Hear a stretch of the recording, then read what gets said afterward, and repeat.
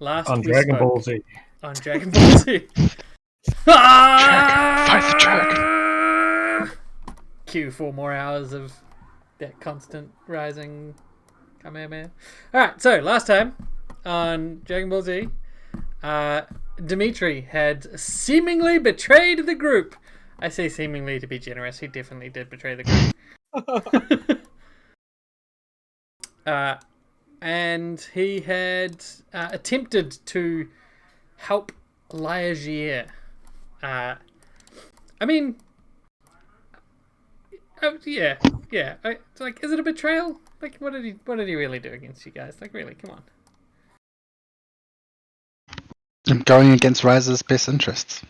Or not. Join the interests. obscurati. Our job that we've been hired to do from Riser. Fair enough. So, as we... Right? I mean, that was a pretty clear betrayal of what the king asked us to do, / King Dragon maybe Buddy. this was in Rise's best interests. So, where we left off was Dimitri had been subdued by Zambro and had been dragged out of the office in the foundry underneath this volcano in the Isla de la Focus, which is the headquarters, if you will, of Benedict Cumberbatch. Benedict Pemberton. And he had attempted to help Laia into the Bleak Gate and then to return to grab Tinker Oddcog. However, their plan was thwarted, resulting in the capture of Laia, Gier, and the capture of Dimitri, and the group managing to keep hold of Tinker Oddcog's body. His what do you call it? The duplicant body that was operating the machine has also been subdued, or destroyed, or dismantled, or debrokened, leaving this combat well and truly finito, I think. Did the steam suit get? Didn't he exit the steam suit before it was kaput? Like, if somebody wanted it, could they grab it and like, have a like repair it and have like a cool steam suit? No. So you can operate a steam suit, but you have to devote serious time, effort, and training into learning how to operate it, which is the Paragon Path steam suit pilot. Can we bring it back for Aramis? Yes. He has his own better steam suit, but you can absolutely steal this for him to take. He might want a Sunday suit. Yeah, exactly. He might want a Sunday suit, for church. Like, for jobs you want to take and you don't want your main suit to be ruined. Of course. It makes sense. So yes, this equipment can be gathered. I don't know why I'm making these things anyway, since I've kind of betrayed the party and all, but Hey, that's a player suggestion, not a Dimitri. Hey, I know we betrayed you guys, but you should definitely get that steam suit because it'd be kicking rad. So as Dimitri's sort of like coming to from being walloped and being dragged down the path by Zambro, remind me, Laia had surrendered, yes? yes. No, she had tried to throw herself into the lava, and Ryla Noped. stopped her. I Spider-Maned her. Yeah. Yes. So she'd thrown down her weapons and she'd been like, "You win!" and thrown herself, and then you had grabbed her and subdued her. What are you guys planning to do from here? I mean, the rest of your forces are out of the volcano fighting over the main island. You have a couple of prisoners here. Zambro, you've got Dimitri. Tinker's probably thrown over your shoulders as well. He's still sort of not really conscious. You can wake him if you need to, but for the moment he is subdued as well. Nice. You also have a dragon head handy. That was what I was going to ask. I that's couldn't right. remember. So did you kill Pemberton's daughter or subdue her? I'm guessing if it's a head, probably killed. Don't think Yeah. she gave us the chance for her to be subdued. Yeah. She Oh, well. she fucking died, and Benedict Pemberton is very sad, and also abandoned his body. Oh, Duplicate well, that's body a here. dragon head's probably going to do a fair bit to help patch things up with Burr, I suspect. Again, not that Until they realized that there was another dragon. Yeah, yet another dragon. We told them we would bring them a down dragon payment. head. It's a down payment. They were not fussed which dragon head we brought them, whether it was either of the rivalry Yes, dragons. but when they still find out that those 2 dragons are still alive and we just killed a 3rd dragon, there's going to be even more shit going down. We just said we didn't know. Easy peasy. Plausible deniability. They all look the same. Exactly. So, you guys, I guess, start making your way out of the foundry, yeah? Yeah, we should also grab those people that we just kind of left behind. We're like, hey, stay here. Oh, what about that orb as well? It's like that, funky mystery orb of doom dying thing. The what? It's like an the orb that was like a super artifact. The dragon, weapon. dragon Yeah. eye thing, yeah.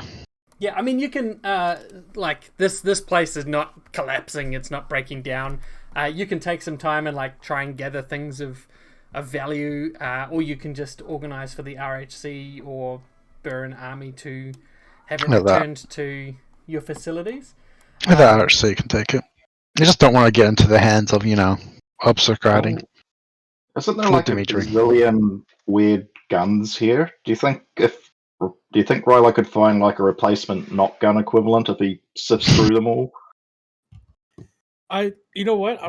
If we're gonna do that, I'm gonna roll a d20 and see what I find.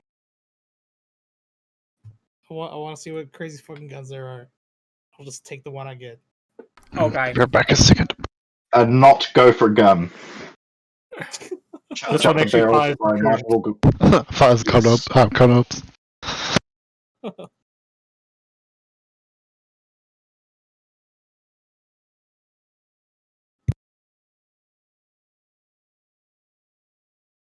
Okay.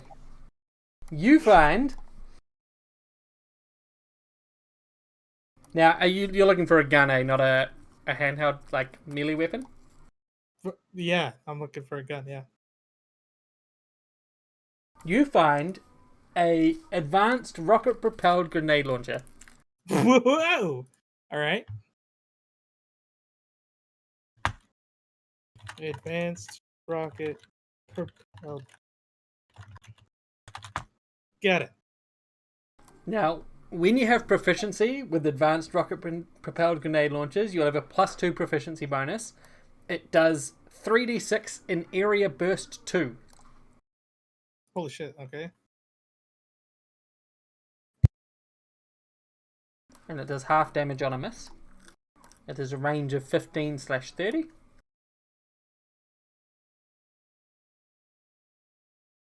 It is a standard load. That's fine. I'm sorry, what was the Allie's range? just being a bit of a 15/30. Okay. Wait, you're not allowed on the bed here. All right, Dave. I know. I won't go on the bed. Good boy. Yeah, I don't. Yeah, sorry. I should probably turn on push to talk. It's all right. You can just, Allie- do some daddy kinks for us. Yeah. Wow. Nah, we're in we're in Arrowtown at a motel, Go down. Okay. or Airbnb, I think. So Also, hello, Dave's wife. Just hello. So those are the properties of that weapon, by the way.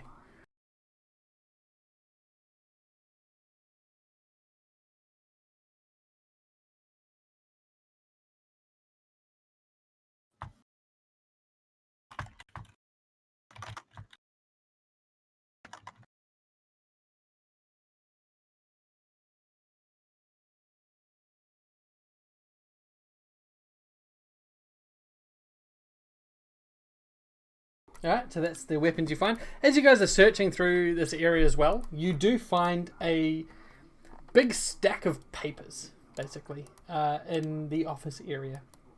Some of it looks just like sketches, diagrams, drawings from the mind of Tinker Oddcog. But some of it also looks like it relates to Born. Some of it looks like it relates to some strange contraptions that you might have seen sort of amidst the machinery that's up along the top where those legs and walker pieces are. The turning of that ancient artifact into a laser beam on a crane. There's a lot of schematics here that you can imagine engineers will obsess over for considerable length of time. There's also some descriptions of the Colossus, which you see as you definitely probably want to hold on to those. Not really send them back to the RHC in a slow boat, but keep them on hand if you're going to be dealing with the Colossus yourself. And you also see a letter that appears to be written by Alexander Grappa. He's the owl dragon, right? No, he's the guy who I've stole the body off. Oh, Yes. What's curious is while it is signed by Alexander Grappa, it is dated well after the period of time that you have had this body. Wait, so what was it? Ah, well, I'm glad he's alive. The letter That would suggest- discusses something about the Colossus as well. Let me just pull it up and I'll share it with you.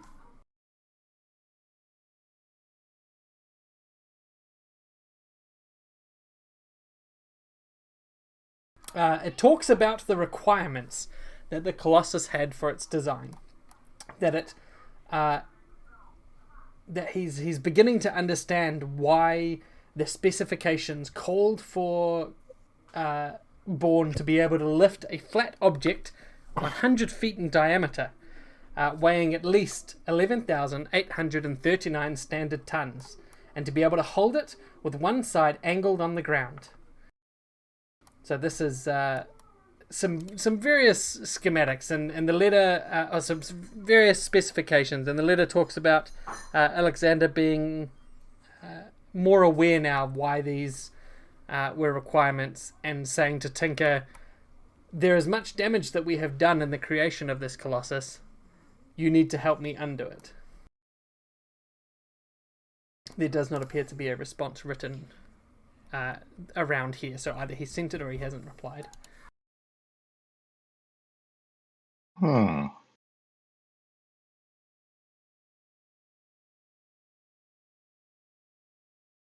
Interesting. Tinker himself is conscious.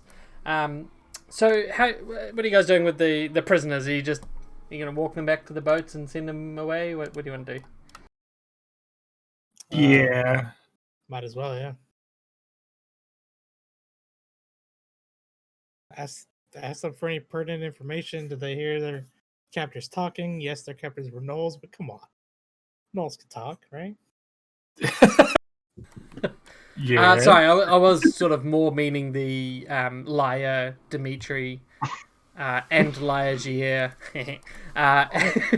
And Oh, hey! I never lied. I just withheld what my plans. I know, it was just too good of a... Oh, that was play. good. Tinker Oddcog, Dimitri, and liar Gier prisoners. The other ones, you did have some reinforcements coming down behind Joseph the Nobleman, and he can just be off screen looking after that crowd of prisoners that you did rescue as well. I'm more just meaning sort of your high value prisoners. What's your plan with them, or are you just wanting to send them off with Joseph the Nobleman and the others? Right, our HVTs. No. Sorry, Sam Fisher. So this is gonna be a fun talk with Burr. Having a head of state in handcuffs, but shit happens. Not to mention one of your own party. Well, I mean, I mean, we could just tell them he turned traitor. yeah, that's the easy part. But I don't think we should let either one out of our sights. Well, I don't need to What sleep, could go so wrong. I can just hold on to them literally. We could Assuming say we'll go that to Mage Cup. she put taking Tinker over getting rid of the dragon. Yeah. Yeah, she was planning on fucking us over. And it's a no go. We just don't tell them. Yeah, I mean, the fact that you've taken her prisoner and not Black killed site. her would probably be very much on your, to your benefit. Like, they're definitely going to buy Lai as a prisoner because she tried to betray everyone, and we've taken her prisoner to answer for that crime, rather than, oh yeah, that dead body, yeah, she definitely betrayed us. Yes. Yes, I we get the are feeling we openly come knowing. back with a head. I get the feeling that they come back with the head of a dragon. They're not going to give a shit about anything else. It's going to be like, hey, you guys are awesome. You killed a dragon. Maybe. Speaking of, who has the head?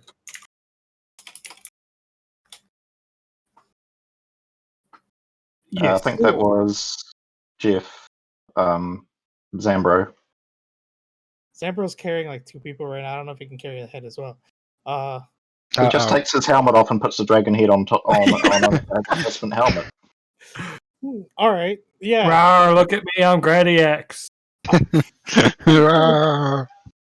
Pretty sure the dragon was like 10 times the size, but sure. He's just like a bobblehead. He looks like a bobblehead. He's wearing the head like a condom. A fucking full body suit. Orzhov, you're Yeah. strong, right? Yeah, I'm strength. Well, there we go. Problem solved. All right, let's head back to our ship and not talk to anyone at all. Sound good? Just walk past the bird military like, yep, we're done. Job's done. Yeah. No, we should really talk about with the bear. Yeah, I know. You're right. All right. Or else it's I just mean- gonna. The Burr leader's not here. Yeah. Caveo will be back on the ships, sort of organising the assault, and Shantis will be back in Burr. That's true. We'll talk to Kamiya Cabello later. Yeah. For now, I think we should just get back to our fucking ship. Job's Get back done. to the impossible. Yeah, Yeah. Our job is done. Watch out for Angry Dragon coming here, guys. Our job's Oh, done. We get back to the impossible and they're like, hey, look who arrived. It's Pemberton. Ooh. He built the ship, so of course we welcomed him on board. Oh, he wanted to test out one of the guns.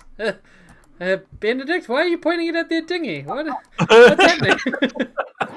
All right. So, I mean, I'm listen, kidding. That's not happening. I'm not in the state to fight a dragon, another one, especially an angry one, and an older one at that. You could deal with that happy dragon. Yeah, exactly. Oh, we're down our Healer. healer, yeah. And the rest of us are We did down one dragon without a healer, so odds are in our favor. And your healer is still here. He just needs to be let out of his mage cuffs. yeah, cool. So we're tapped out at the moment, so I'm thinking, go back to the ship. Be like, And hey, boost it back to Burr as fast as possible. Faster than a dragon can chase us. right? Exactly. Easy peasy. No problem. Okay. I mean, I don't believe the ship can outrun a dragon, but okay. I need to check to see if I have trance. I do. Okay, good. Ooh. Okay, so as you guys are walking back up the rather long tunnel, given that the cart has fallen off the end into the lava, you guys start walking up the tunnel. You've got a chance here to talk with Dimitri. Dimitri, you have a chance to maybe plead your case a little bit. Yeah. Is Lyra going to be an earshot? I I mean, you can sort of angle it and slow or speed your pace to speak lowly with the others, or just say, Ryla, hold Lyre a little bit further back, just while I talk to the other. I don't know. Yeah. That's fine. Yeah, You know what? I'll take I some think he's personal. just gonna say, like, well done. I am proud of you all. I guess, Why did you Why is- do it, Why is Dimitri? being sarcastic? Why did you take their offer? Because I think I can do more good on the inside. You do realize Because your reactions had to be genuine for this to work.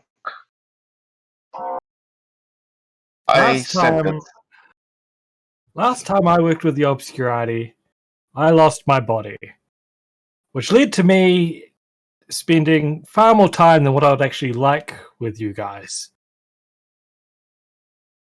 I know just- it is not without risk, but Tribro we're would be always awfully a upset step if the same. behind.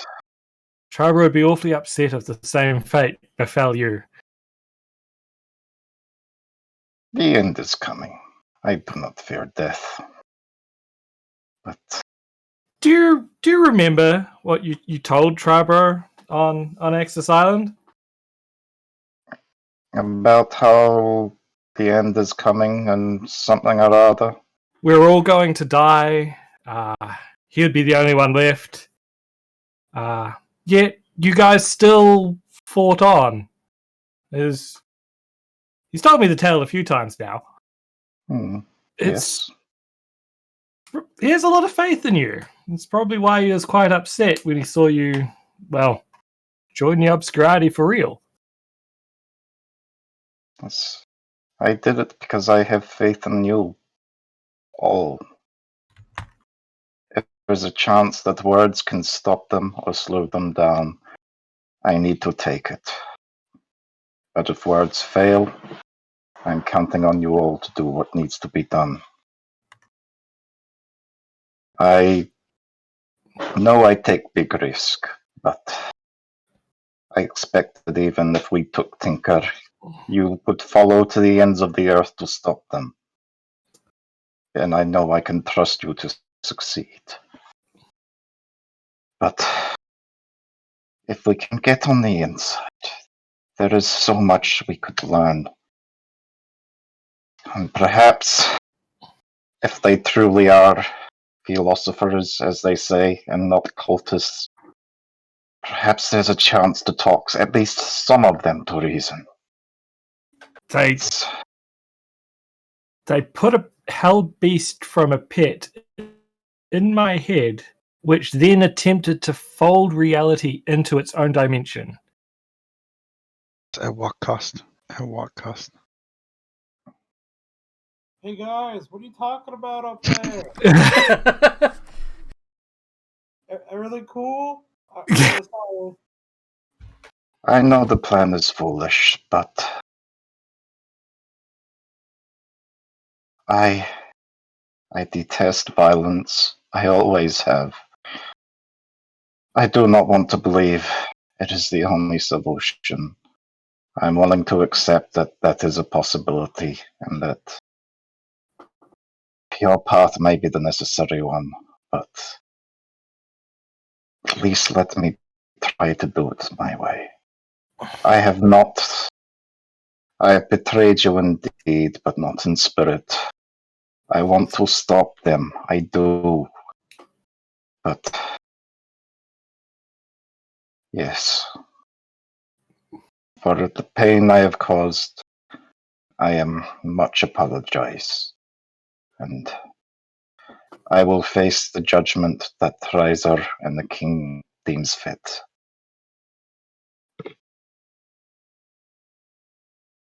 Tribor is going to whine at me for weeks for this. I'm gonna have to imagine him up a field of puppies or something. Oh no, I tripped! Don't worry. Something else will come along and upset Trevor probably. When I trip, I would like to accidentally, purposely, break the mage cuffs on that I'm leading Dimitri by. Who's got Liar? Ryla at the moment.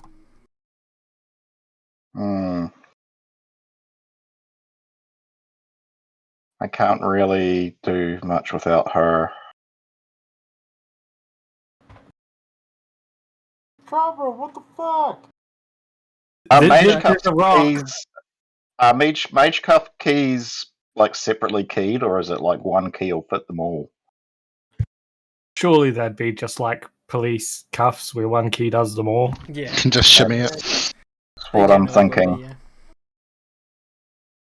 Fucking charge to fucking try and run to grab her with the cuffs.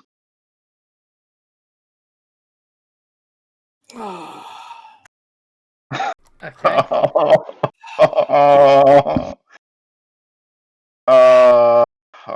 This is a bad idea. Well, I wasn't So- expecting that course of action immediately. So, Zambro and Orzov, as you see Dimitri, I'm assuming you like acknowledge what Zambro just did, right? Like it's Yeah. What the fuck do I do? Well, I- let's go to Ryla first. Ryla, you see Zambro trip suddenly, and then Dimitri just start running towards you. God damn it. I won't have had it. Does being knocked out count as a long rest? I'm guessing no. No, it's pretty much a short rest. You can spend a healing surge, basically. Okay. Well, actually, like everyone can have a short rest in Milestone, so you can spend healing surges if you've got them, just like any other short rest. Oh!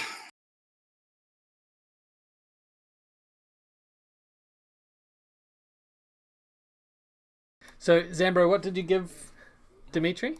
Or did you give Dimitri just the keys to the I cuffs? kind of I wanted assumed to that. break the cuffs, and as I do, I kind of I'd assumed like that I'd still have a key on mine. Oh, actually, you guys probably would have stripped my inventory of stuff, so never mind. This probably won't work. That means I'm carrying more assuming you stuff. guys didn't leave me full of all my shit, because that would be really dumb of hang you on, guys. hang on, Dave. So, Zambro's breaking open your cuffs. I've broken the cuffs, and as like my hand passes Dimitri's, I'd like to slip him a gatekeeper charm. What's Okay. that do? That puts you into the Bleak Gate. For 5 minutes. Right. So fucking hell. I'm actually trying to think. Do I want to do this? Because I mean, honestly, you guys keeping Tinker is good. I would like to get Liar if possible, because I kind of need an in, as a thing. I just show up and say, hey, I totally helped you guys out. You could just save Liar and not Worked try to well. grab Tinker. Huh? It's just all up to Ryla what Ryla will do. I'm just gonna shout like, "Don't do it, Dimitri. It's not worth it." Actually, I'm actually thinking maybe. Sorry, can I retcon what I was going to do, or is it too late? If I need to haven't done play as, anything yet. yeah. So you can I guess you I'll can save. decide I what guess you I'll. do, but this is what Zambro has done. Unlinked your Yeah. chains and passed your Gatecrasher charm. So it's your choice to react here. Yeah. I guess I'll sort of nod and thank him, and say, "This is Dimitri here. He's a straighty pants. I think he'll keep the thing. Then he'll actually put himself back in the cuffs." Okay. So Yeah, from Ryla's sorry, perspective yeah. and Orz's perspective, all that you've seen was that Trabro like seemingly knocked the chains off Dimitri's hands, and then Dimitri like willingly put himself back into them. Guess we haven't been a bad influence enough. Yeah, sorry. I mean, that would have been fun and all, but probably, yeah, no.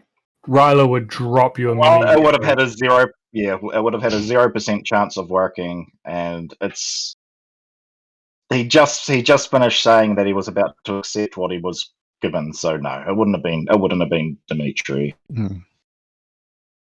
It was I think this was the right call. Okay. So I guess after this, Riley, you might tighten up the formation a wee bit. Not be so far back. Is there anything you'd like to say to Dimitri? Or you, Orzov? I should have thought of that about this earlier.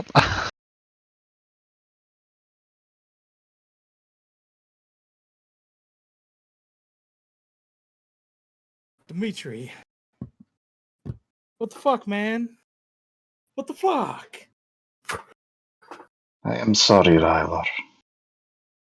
No, it's cool. I'm- I got to shoot you. I mean, that was cool, but fuck.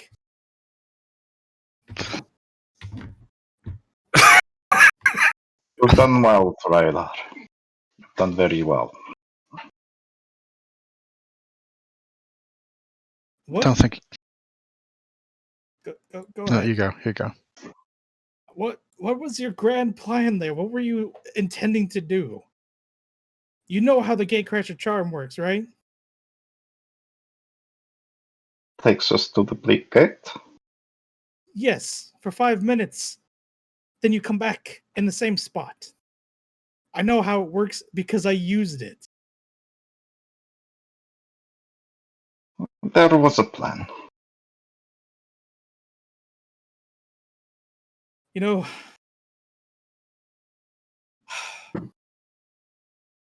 I got orders from Riser. From fuck, what was his name? The guy. The dragon? The guy who's Harkover, definitely yeah. the dragon. Yeah. Sorry, what was it? Harkover. I got orders from Harkover to take you out if I needed to. I didn't want to do it. I still don't. I am willing to answer for what I have done. This was not an easy decision to make, but I still feel it has been necessary. For what? What was so necessary? Where has it To gotten you? stop to this fighting. I mean, Liar's in earshot now, right? Yes.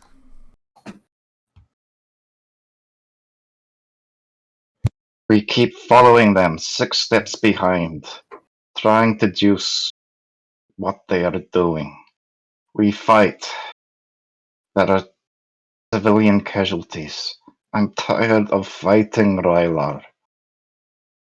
Then you picked I do not trust all they are doing. I have been very clear to Liar that she is not recruited the sycophant. I expect to argue with them. I expect to challenge their ideals, but I want to fight with words, not with more violence. It's every time we kill someone, it pains me, Rylar. I know it is sometimes necessary, but I will never get used to it. I feel this is the way forward for me to do the most good. If you're And tired of fighting, you picked the wrong side. Liar pipes up. The Obscurati isn't here to fight either, Ryla. Bullshit. Your friend Dimitri, he's seeing things the right way. Perhaps you should take his lead. Peace Help us under instead of hinder oppression. Peace under oppression isn't peace. And you're not here to fight. Look at all of what you people have done. How many lives you've taken. How many people have you killed? How many deaths are on your hands for this peace that's no peace at all? It's fear. You want to is it control plus people or through fear. more than 3,000 factory workers? It's definitely more than 3,000 factory workers. Well, look what they did in our country, in Riser. Look what they did. Those beasts that they set upon the crowds at Neves talk. Laya The- scoffs. Less than a dozen people killed by an accident that you caused, if I remember correctly. We stopped it. What were you planning to do with that witch oil and those creatures? Have a nice chat with the mayor? Oh wait, he Wait a was walking over sec. as well. What were the beasts? Were they the obscurati, or were they the eschatologists? There was so much shit happening at the same time on then. Yeah, Weren't those obscurati? I thought they were because it was witch oil. Yeah. The eschatologists were doing the bombs under the train station. Yeah. And they did the shootout at the university or that area. Yeah, I can't remember who did the beasts. And what weren't didn't the obscurati have a hand in the eschatologist as well? I could've was under the sworn- impression that was pretty much independent, but I could be wrong. Not to mention what happened originally with the Colossus and that fucker. Goddamn Magneto piece of shit. So you talk, RPDP team. Carry on. Dimitri. You talk of peace and stopping the fighting, and like you talk about how what you want is to stop fighting in peace. Yet everything you've done has led towards war. Sure, Riser is no innocent country. None of them are. Danor isn't. Burr certainly isn't. But you build beasts. You want this Colossus, and we're supposed to take your word for it that all you want is to broker peace. You've taken the best cop I've known, and you've made him think that betraying his country, his people, us, is the only way forward. You're just another manipulator. You could say she's a liar. God damn it! Finger gun. Oh. I'm sorry. You should be. No, you don't get to make decisions anymore. Dimitri, I can't control you. I can't decide what you do. Judgment's up to the king. Laya, How the tables have turned. Never trust me, thought I'd hear those words coming out of your mouth, but I don't like this any more than you do. you have grown so much, Rylar. I am so proud of you. God, I'm older than you. You're not my dad. Now, Laya, you don't get to make any more decisions. You're gonna marry the king.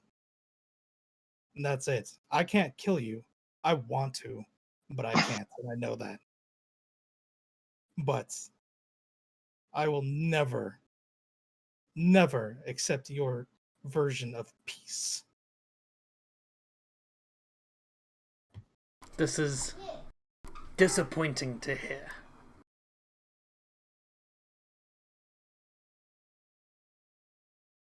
Yeah, There'll be a time when you don't have the choice to accept it. It will Don't be have upon the you, choice. and perhaps you'll appreciate then everything that we have done. I could just kill you now. Riser probably has the ability to make a clone. Or, Way to make us not sound like the evil city there, Ryla. We literally have Tinker Oddcog with us. He could, do She his thing. stands up. Then do it. Put your money where your mouth is. I did. I tried to anyway. Wasn't my fault you got saved. Well, She like the second time was. steps towards you, hands still in the manacles, and like gets right up in your face. Do it then, you coward. I have the guts to make the decisions that matter. I have the guts to carry on, to get the peace that we all need, to get the end result we need. You can't even kill one shackled woman. That doesn't make me sound like a bad guy. That actually makes me sound like a good guy. She laughs. And that is why you are 6 steps behind. That is why you will never succeed, and why we will. And she like Because- lifts her hands to try and smack you. We act like the good guys, and you guys act like the bad guys. Go, see, Dimitri. Look at the people you're dealing with.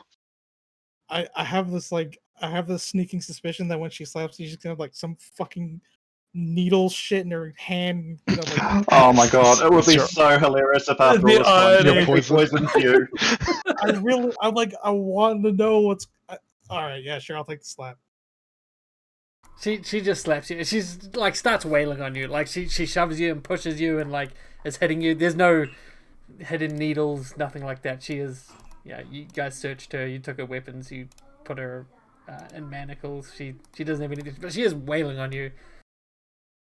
Ow, ow, fucking stop it. Ow, god damn it. Do it! Do it! Kill me! Kill me! Are we supposed to kiss now? Wow. I'm sorry, it's really familiar. No, I'm not gonna kill you. I'm not gonna give you that satisfaction. She like as soon as you sort of say that, she like pulls back from you and like breathing heavy from the exertion. She just like steps over to the nearest rock wall and just starts smashing the front of her head into it, just like as hard as she possibly can. And there's like sickening cracks. I'd like to drop kick her. Jesus. Roll me a quick athletics. Alright. For every 5 above 10 you get, you'll stop one of the hits that she Can does. we- She's trying to do 4 hits, and on the 4th hit, she will kill herself. Can we do acrobatics instead? We That'd be pretty cannot. cool. It'd be pretty cool if we could. Is my even when I'm bound and shackled in mage crafts, does my eschatologist ability to prevent death still work? Nope, because that's magic. I'll take that, I guess. I'll just kind of give a look to Trabro, like sort of, I guess, put my cuffs up. You owe me, She, Dimitri. She smashes her head once. There's a crack. She peels it back, and you see just blood streaming from her mushed nose. She puts her head back against the rock hard as you can. There's another crack, and she comes back, and you see like a split down her forehead, and you can see skull. And then just as she goes for a third, Riley, you like kick her in the back of the leg. She collapses, robbing the blow of any strength, and she falls, and you pull her away from the rock. Can you? I'm gonna take a needle out. I have a blowgun, so I assume I have needles, yeah? Yeah, what? And needles? I mean, if Yeah. you've got a blowgun, that makes sense. You are a heroin addict, so yeah, I suppose. I mean, that is true. I consider myself the Sherlock Holmes of this group. I'm gonna quickly dip it in bloodroot poison and then jab it in her neck. Okay. It's a dazed, but you know, I figured. Yeah, no, that's the effect. It's fine. So you like sedate her basically. While you're sedating her, what was that going on, Dimitri and Zamro and Orzov? I was basically just sort of like pleading for him to take the cuffs off so I could just heal her. I'll do a heal check, yeah, but unless Dave's gonna heal, then I'll still do a heal check. Tend to her wounds. Yeah, I'll just say, please let me heal her. That is all I will do. I trust you, Dimitri. Yeah, I won't go ahead. Yeah, I'll take the cuffs off him. Okay. Alright, and I will cure Sirius Stone. And then, holy, whoa! What the fuck? What the fuck? What is her healing search value? Well, she How has much? like 400 HP, so That's like half her HP. I think I'm gonna kind of do a double take when I see just how much healing has happened, but then I'll put my wrists up and allow the cuffs to be put back on. Yeah, so Cure Serious Wounds does 2 healing surge values. So, yes, it was half her HP. Oh, does it? 2. Yeah.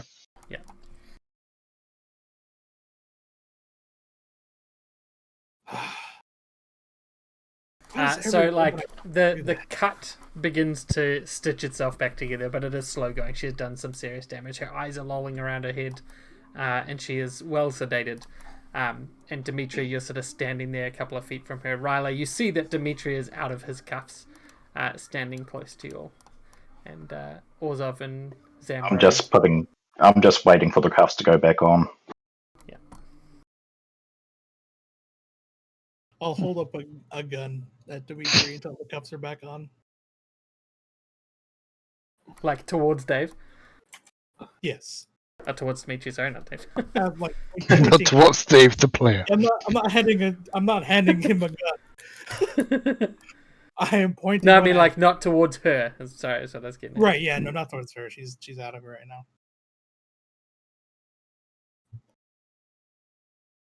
now. Okay. The cuffs are put back on, and the walk up the tunnel continues.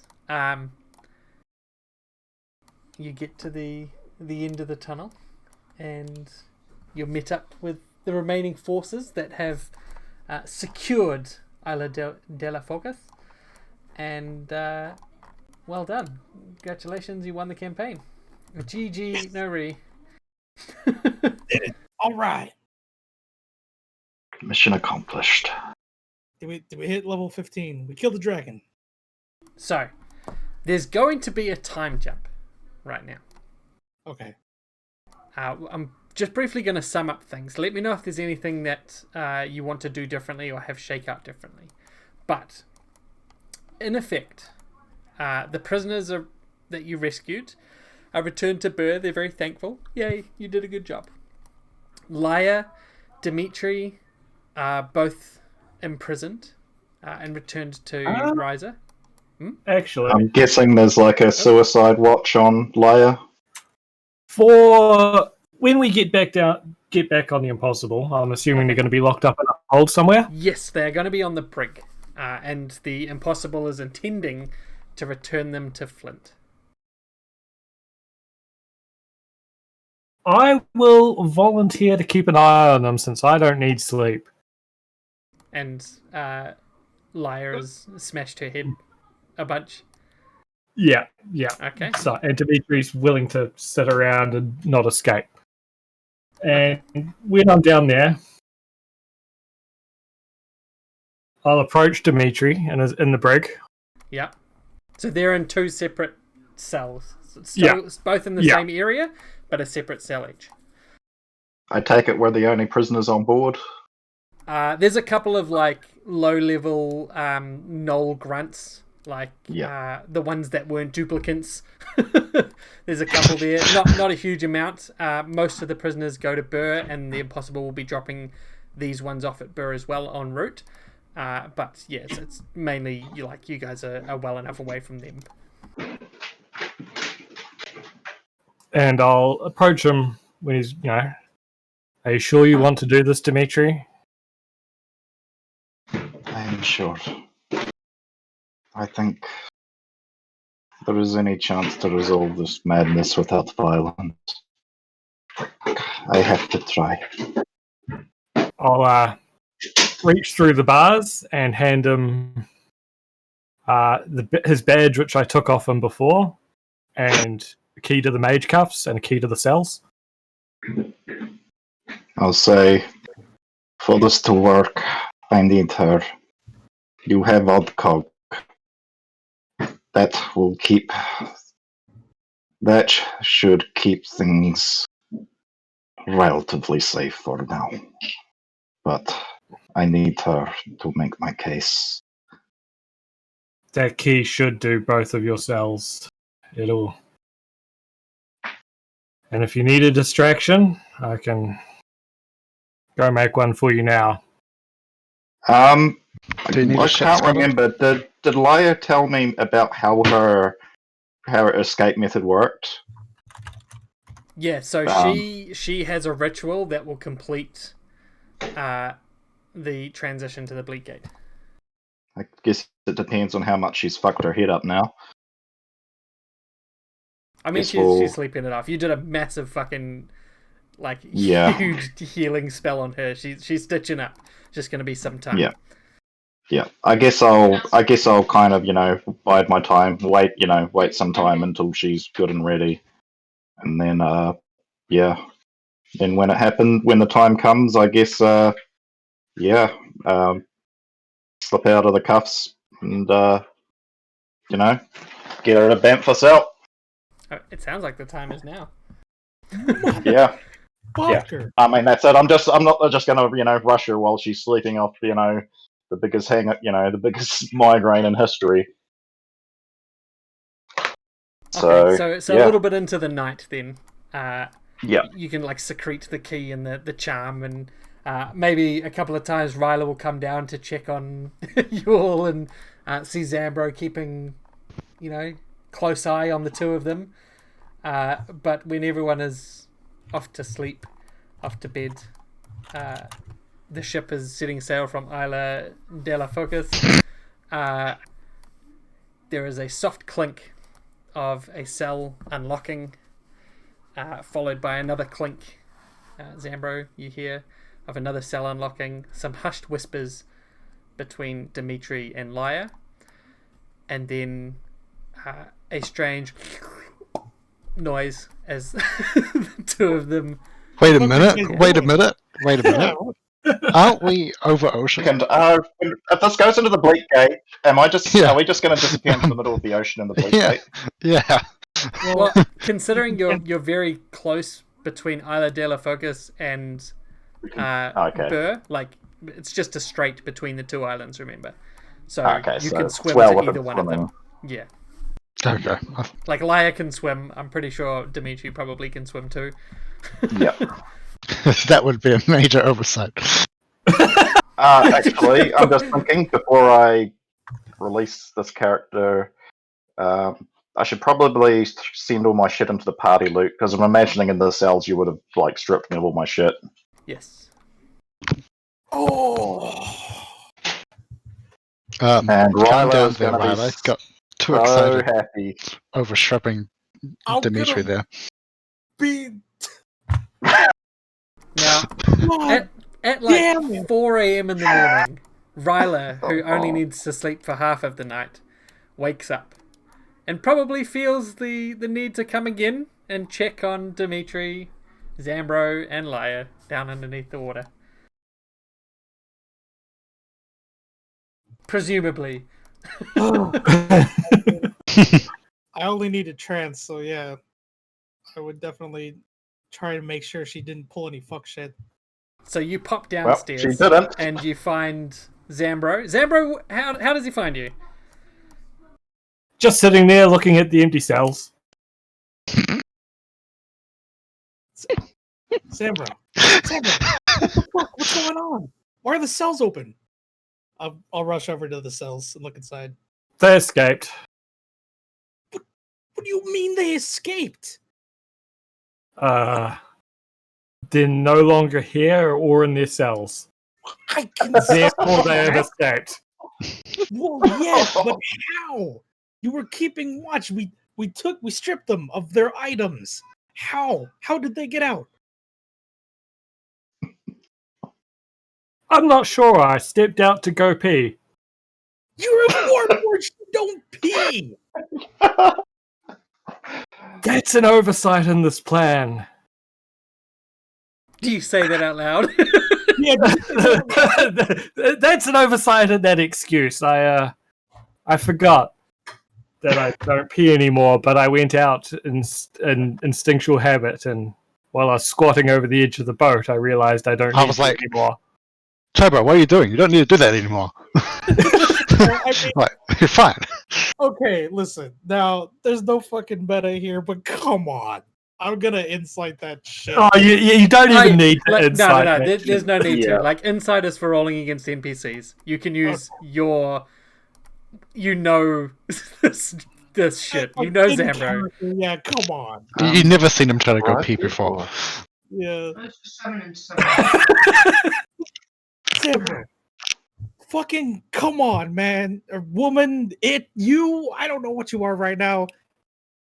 Or fucking which personality's in control. You said Papa Squat, so I'm guessing Zambria.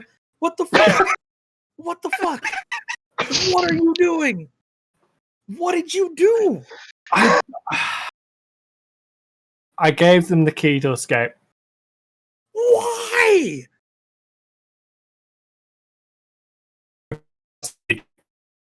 Oh, you roboted there, sorry. Yeah, you cut out super hard, Betty. Dimitri. One more time. I got Dimitri out of that. Oh my god. I like how you said, "Oh my god," and that was perfect. Hello? Hello, yes. Okay. Because I trust Dimitri. Why? I trust Dimitri too, but he's obviously not in his right fucking mind right now. Exactly. And when he's got a hell beast residing in his head, he'll realize the folly of his ways. That is not. Ryla dies from an aneurysm. Look, Ryla, you can blame me. That's fine, because it is my fault. I did let them go. But I do believe Dimitri can do something good from the inside.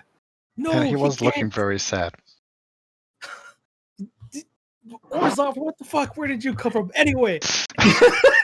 I'm hearing you guys shouting. Probably You're the like, guy "Well, was fucking yelling, Watching the going." whole time. 3/4 of the ship's down here, like, just watching. In the shadows, just like, hey guys. It's that scene from Monty Python where he's escaping from the tower and the guards are just like,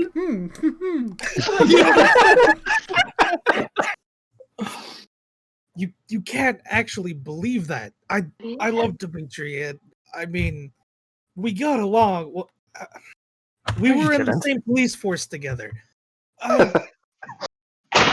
And what do you think would happen to Dimitri when he got back? He'd be court-martialed and executed like a traitor. Yep. Because he was a traitor. At least if he does this, and he's not lying, and he can change it from the inside, he'd be welcomed back as a hero. His life wouldn't be wasted. Yeah. His life is already wasted. There's no coming back from this. Have you seen any of these Love people who have worked with the obscurati that have had their lives benefited? None of them. They're all fucking dead. You're talking to somebody who is now hanging out with you because of the The lights. obscurity. Exactly. They really fucked you pretty damn bad. And you're telling me that you think that the best idea was to put our fucking companion in their clutches along with Laia fucking Gier? Okay, admittedly, I didn't want Laia to go, but Dimitri was fairly insistent that she go too. Yeah, because she got in his fucking head. That's why he was so insistent she go with him. Ryla, how long have you known Dimitri? I mean, I don't know, a few years now. And in that time, have you ever been able to get in his head or convince him of a plan otherwise? We definitely got in his head when we forged those papers, and he left us for like a straight up year. I mean, Yeah, so yeah, I think so. it's not really getting in his head. That was more, he needed a bit of a break from our bullshit. Your bullshit. My bullshit. I just start backing away, going, It's not just you, Trevor, and Orzhov. I'm sorry. On the scale of bullshit, I think forging some papers is a little less compared to, oh, I don't know, giving away state fucking secrets and also betraying our country and also disappearing with Daenor's queen. If I remember rightly, what was her name? Katya? "The bullet girl." Yeah. What about Katya? Didn't you let her out of prison? No, I didn't actually. She got fucking extraordinary rendition by the brass. We let Rakis out of prison. That's the one. Sorry, I forget. There's been so many Yeah, and that wasn't even indiscretions. that was a joint effort, aside from Dimitri. You put him in enemy hands with probably the most manipulative bitch on earth. I kind of want to kiss her. Anyway, the point is, not only do we, oh my Jesus, I don't know who that is, but I'm sure if he was around, it'd be fucking bad. Anyway, the point is that not only have we not killed Gradiax, and he's fucking mad because we killed his daughter, but you let go the most high value prisoner we've had. She was actively trying to fuck us over in the middle of a fight that we had agreed on. Do you expect her to keep her word? Not in the slightest. And you think Dimitri's gonna convince her? I love the guy, but he couldn't fucking convince me to do jack shit. There is no lasting peace. We all know that. I know that. I've been living through this for how many fucking centuries now? Peace does not exist. The Obscurati, Laia, whoever's behind her, they're just another in a long line of dictators that will do anything at any cost to preserve their peace where they just so happen to be on top. God damn it. I'll take my gun out. Put your hands behind your back. You're under arrest. I'm not fucking playing around, Zambro. This is so fucking perfect. You've become the new Dimitri. I hate this so much. So Zambro, how do you react? And Orzov, I guess you've come down to the commotion. Yeah. I Gotta let them fight it out. Hug it out, guys. Fucking eating some popcorn, just be like, oh yeah, all right. It's like- Oh, I got him. Don't do anything rash. Like, I grip my head and start yelling. Don't give me that fucking game. I let Tribro take over. Oh, god damn it. Put your hands behind your back, and Orzov, put the cuffs on him, or I swear to God, I will shoot him. I've had quite enough betrayals today. you can put the cuffs on. I'm not going to go near Screaming Tribro. I'm smarter than that. Barely. I have more wisdom than that. Oh, fucking I don't. I'll try and put the cuffs on him. I don't respond. I just have my hands on my face, yelling. Does it is it a resist? Does he have to try and overcome your hands on your face? I'm just rocking, yelling about Obscurati and Dimitri and anger. Yeah. Zambria has left the party, is that? No, that's just Zambria being like, you know what? I'm just gonna let Tribro deal with this problem now. Yeah, you fucking losing, so you laughed. Fuck you, Zambria. That's exactly what she's done. She's like, no, I'll just... You of all fucking people. God damn it.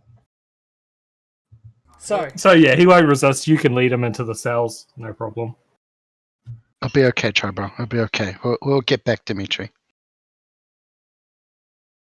I'll close the cell and just look at Orzov. I mean, that's not ideal, but it could have been worse. Not ideal. Not ideal. Not ideal. Yeah, not ideal. You disagreeing with that? Yeah, that's right. I thought so. Not ideal, but it's happened. So let's not let it go to waste. I don't think you understand how well and truly fucked we are. I mean, we were fucked even before Yeah, Dimitri went with him. We got What, you think the king was going to keep her under lock and key? No. No, of course She's not. going to get back to them either way. Yeah, Well, we could have gotten some information out of her beforehand. Not even the king would have ignored How me. long? How long have we tried to like sweet talk her? Well, we didn't put the fucking screws to her, is what I'm saying. I mean, if we want to be the evil kingdom and put the and waterboard her, I mean, it's a bit too much for my tastes. The evil kingdom. Yeah, the evil kingdom. You mean like, oh, I don't know, the one that murders a whole bunch of people for really no reason, wants to take over the planet using a gigantic fucking colossus? That sort of evil empire, maybe? Yeah, but like putting the screws to her, that's a little bit. It's a turn of phrase. They have like fucking mind shit. I don't know. I'm not a spellcaster. That makes two of us. But anyway, it's happened. I mean, Yeah, it's gotta admit, happened. Dimitri was looking very sad. He was. So? Like, he's got those puppy eyes, okay? Like, this is like, I'm feeling the same feeling when he discovered that we forged his forged his signature, and like it just hurts. It does hurt. It hurts seeing him like that. I he betrayed us. This isn't, forging his fucking signature on a piece of paper. This is him going fucking AWOL on us on an undercover mission to go fucking sleep with the enemy, metaphorically, maybe. Are you just jealous? Yeah, I'm jealous. Apparently has this all fucking figured out, and that you could just say, "Oh, fuck it, yeah, I'm gonna go bat for the other team now." And I then mean, have yes. people- Did he go about it the right way? He did not. He should have at least told at least one of us, or even the damn king or dragon guy that I forgot his name for the fifth time already. Like, Hark over.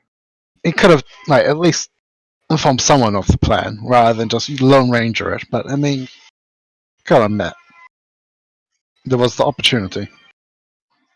No, I don't. Guys. There was no opportunity. The only opportunity he took was to fuck us over. So, as we reach this time skip, Ryla spends 6 months arguing with himself and anyone who'll listen. I'm retiring. I'm fucking turning my badge in. Before you decide to do that, we're going to briefly go over some of the outcomes of this. Holy shit. So, Benedict Pemberton, having been sort of outed, not completely to public or anything, but definitely like the Burin leaders put pressure on Riser to not shelter him any longer. The attack on the Isla de la Focus and the proof that he was building war machines for Riser is kept well out of the public eye, but results in Riser basically cutting all ties with Pemberton.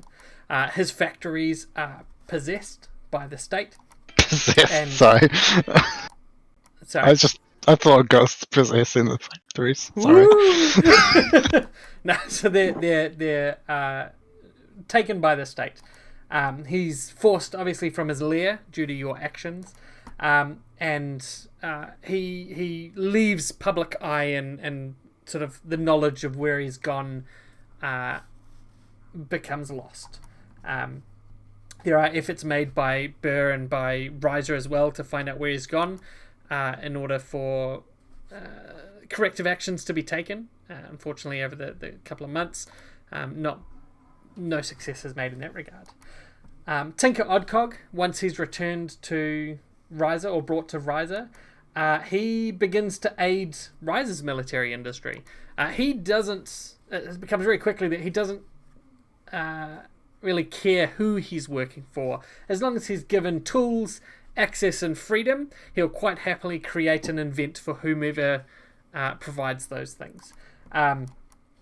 He makes a number of improvements on some of Pemberton's inventions and weapons of war, as well as a number of technological advances, which we'll go over shortly. But the main things that come out of his willingness to work now with Riser is some of the information that he has on the Colossus.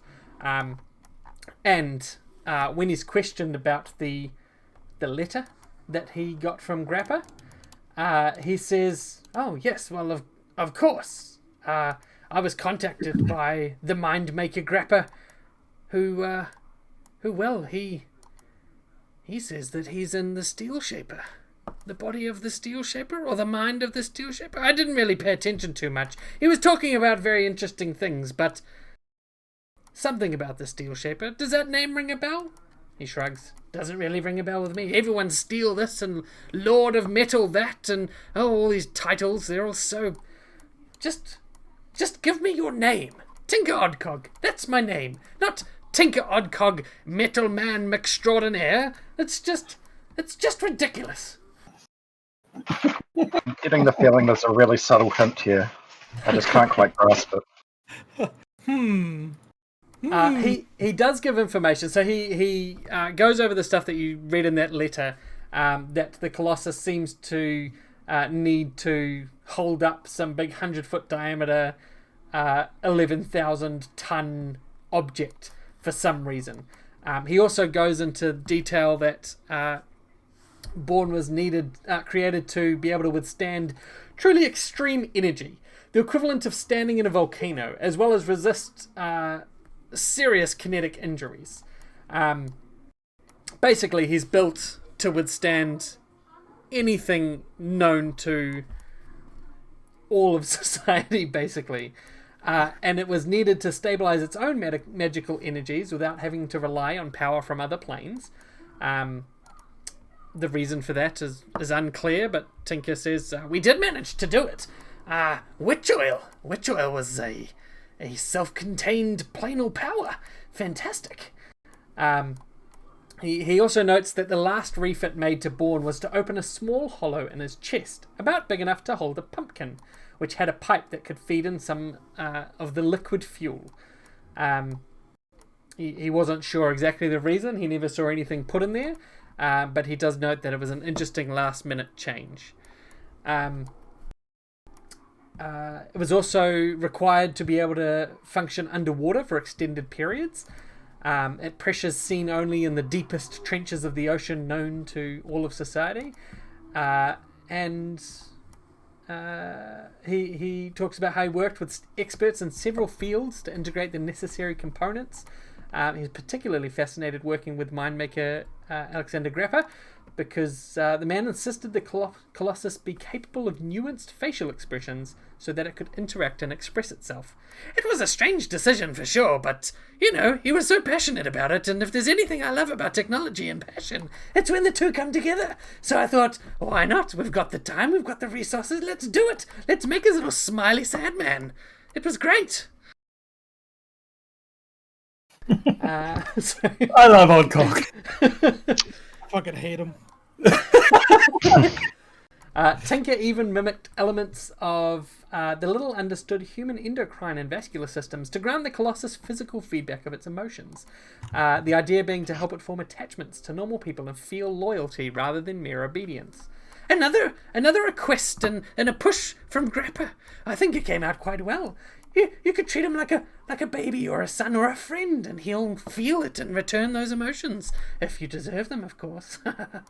Of course, working on huge versions of microscopically tiny anatomy just made Tinker more enthralled with the small and nervous about the massive. But he can rattle off 36 locations on the Colossus that a precise application of force or a specific variety of magic could debilitate it for a short period of time. For instance, while its exterior has magically reinforced adamantine plating, for budgetary reasons, many joint components, similar to ligaments in the human body, were made of traditional adamantine, which is vulnerable to rust magic. The witch oil furnace on the inside could be disrupted by a burst of radiant energy, assuming a saboteur could get inside with the right kind of magical explosive. Unfortunately, the witch oil explosive was the intended purpose of that.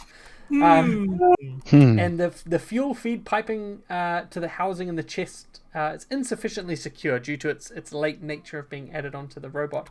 So it could probably be breached by, a 30-pound cannonball. Who knows? Tinker also has one final secret to give.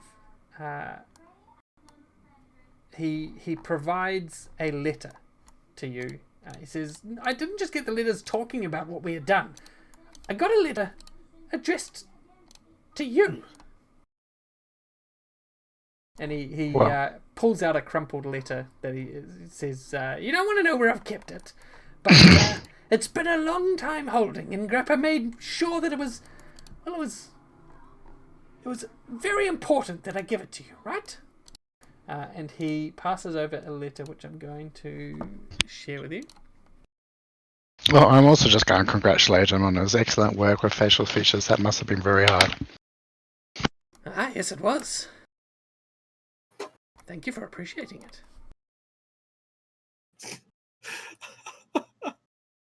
Ugh.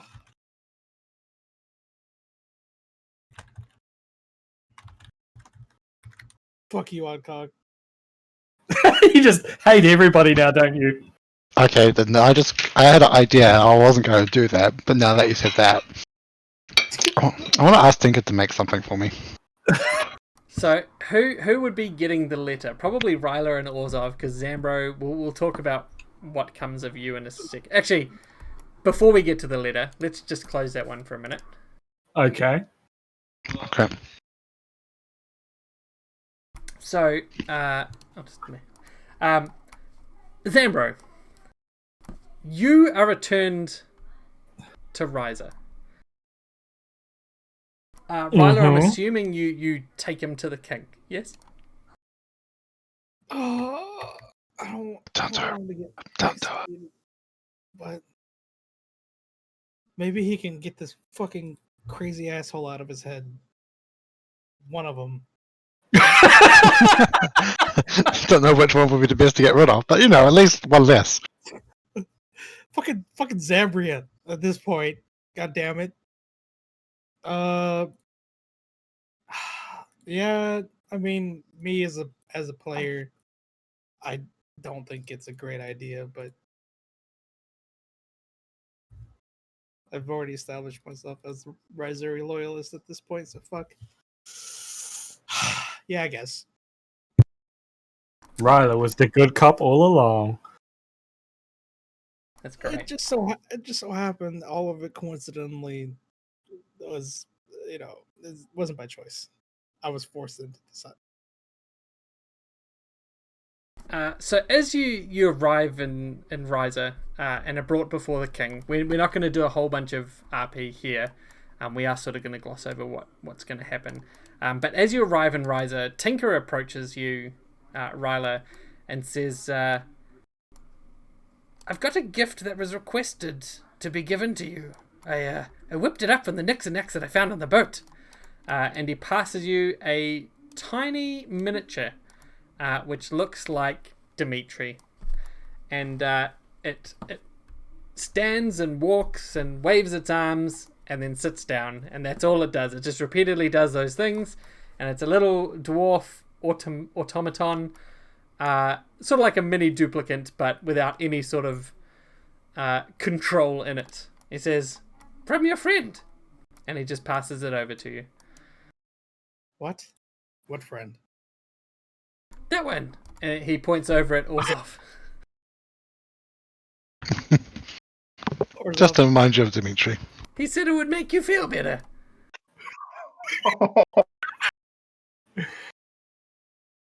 I'm not gonna say it, but I'm gonna shoot it later. Wow! Or make them feel better.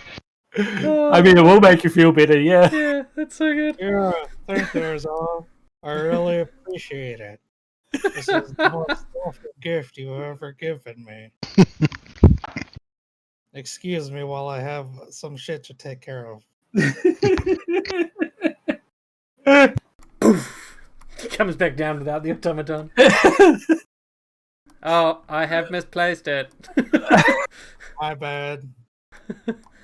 So you return to Ryza and Zambro, you're brought before the king.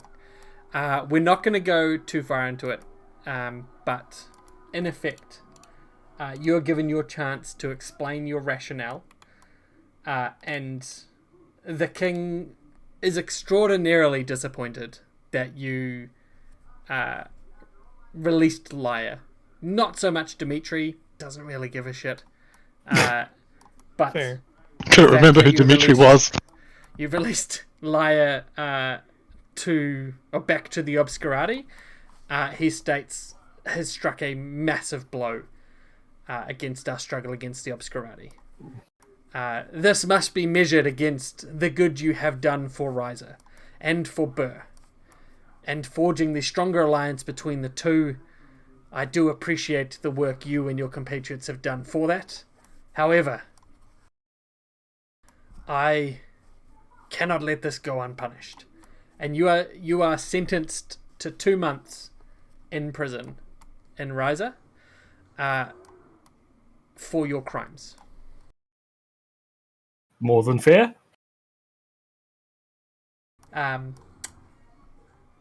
So over this 2 months, that's what Zambro does. So Ryla and Orzov, you guys get this letter, the two of you. And it is of particular interest because if anyone, as you mentioned there, Ryla, if anyone is able to rip a consciousness out of a golem body, it is the Mind Maker who is responsible for putting it in there himself.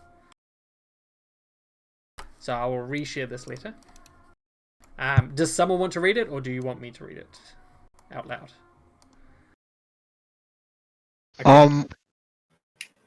Go ahead. You go for it. No, because I have food in my mouth, so you can. I could, but wouldn't be pretty. I mean, pretty on brand. So I mean, I can read it in a southern accent. Sure. Oh my god, yes. Grapper is southern now, I guess. I don't know what he was, so it's fine. To the constables who helped me reassemble me the last time I died, greetings. I hope this finds you well and that you remember me, Alexander Grapper, known colloquially, as the Mind Maker. Now, it seems the mind is all I am. I keep finding myself in unfortunate circumstances, but I haven't been put down for good quite yet. If you'll indulge me a bit of storytelling, I believe my situation will be of interest to you. And again, I apologize for certain necessary vagaries, as it appears a gas placed upon me is still functioning. Fortuitously, though, the wording of said compulsion only prohibits me from speaking of my own affairs with my former associates. I find I can still not bring myself to write the organization's name, though I am sure you know it by now. When last we met, my mechanical body was torn to bits. While dying, I managed to detach my consciousness and implant it into the body of my killer. He survived and escaped, and sometime later I realized that while he was asleep, my mind came awake. I was able to, with careful effort and great caution, move his body and examine my surroundings. But my coordination is poor, and I dare not step outside of his bedroom. I hear guards mumbling in Drakran outside the door of his windowless chamber, and I can't risk their suspicions being aroused. I can, however, read his correspondence. I will slip this letter into a pile of his outgoing mail, hoping that he will not notice. Perhaps you can track the postmark to narrow in on his location.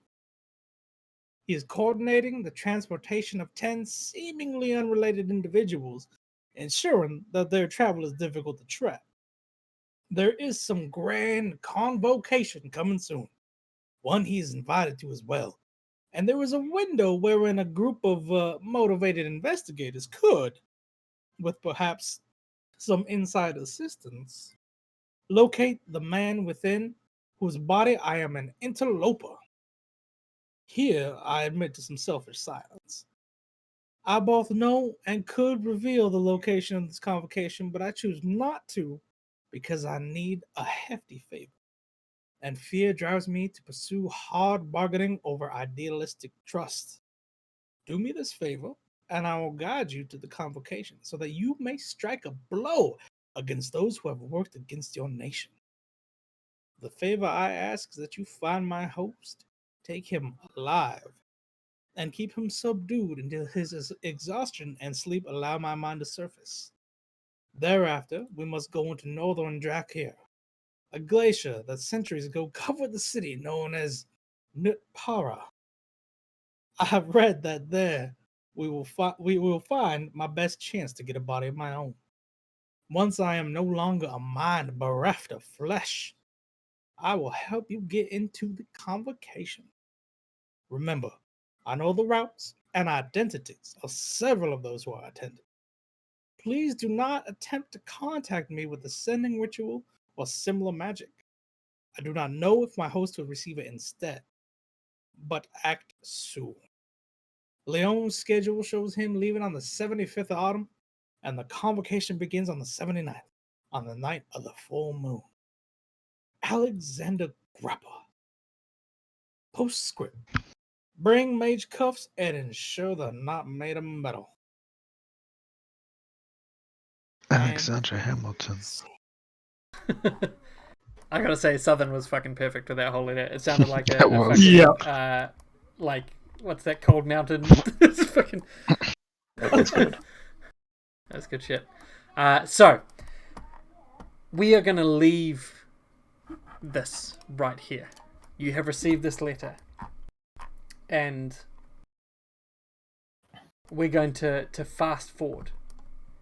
Now, we're going to the... Hang on. The 80th of autumn. Oh no. Not again. We slept in. It's just so tired. So, forget your characters. Your Ryla, your Zambro, your Dimitri, your Orzov, your Sindolis, your Joseph the Nooble Booble, whatever his name is. What? Boogle.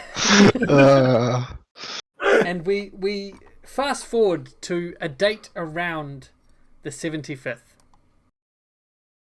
Your ship passes close to the scrub-brushed shore, weaving between looming stones that jut from the sea, some of them even higher than the vessel's sails.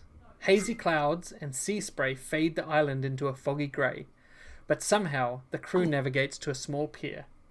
The ride inland from the dock is brief and surprising. As you and the other passengers look out from your two carriages, the island looks wholly abandoned, and it's hardly an auspicious gathering place for a group as powerful as the Obscurati. You've barely had a chance to meet or speak with the other guests. Some priests from the clergy, someone shouting in the background, a Denoran, a dwarf from Drakara, even an elf from Ryza, plus a few whose nationality you can't place. But you all know Leone Catal, the steel shaper who arranged your travel. It's been a convoluted route, but these precautions are necessary. The driver brings you down an overgrown dirt road, along a weed-choked reflecting pool, and finally you pull to a stop just outside a run-down mansion. Cracked and empty windows leer down at you, and even the plants that have taken over the estate are tattered and bug-chewed. You spot two figures at the front door, and though the entry behind them is rotted, they are resplendent. A distinguished old tiefling dressed like a head of state in a black silk suit and golden jewellery is attended by a human in a loose coat. He whispers something to the tiefling, then lifts off the ground an ornate glass lantern the size of a small pumpkin. "My apologies," says the tiefling. "One drawback of secrecy is that we have to carry our own luggage." As you exit the two carriages, your drivers hand you each a heavy iron amulet on a cord, and once you've retrieved your luggage, they drive off. The human with the lamp talks as he reaches into his coat and pulls out a small vial of oil. "Ladies, gentlemen, may I introduce Hangier, sovereign of Daenor and one of the people you've been working for, whether you knew it or not." The tiefling gives a slight smile to you, then works his way down the line of visitors, greeting you each with a handshake or a bow or a subtle blessed gesture, always appropriate to your culture, always comfortable and with the practiced ease of a 17th generation politician. Leone, an honour to finally shake your hand. Monsignor Dexlano, Patre Hevni, Bishop Vigilio, your grace. Monsignor Don, Oscon, how's it going?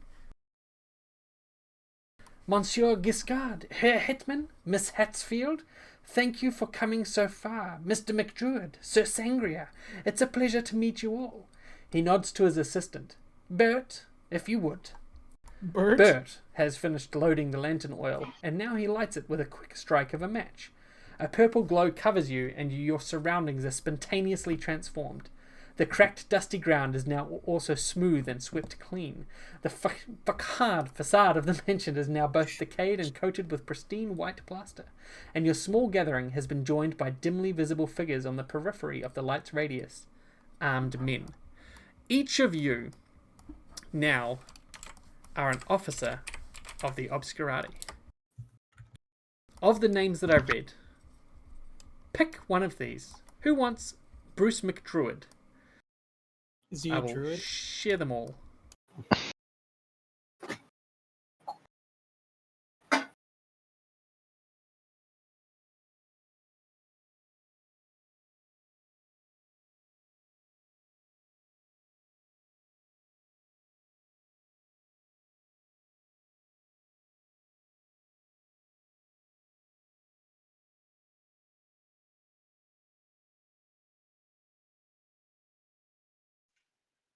Wasn't there a Hatsfield on the train?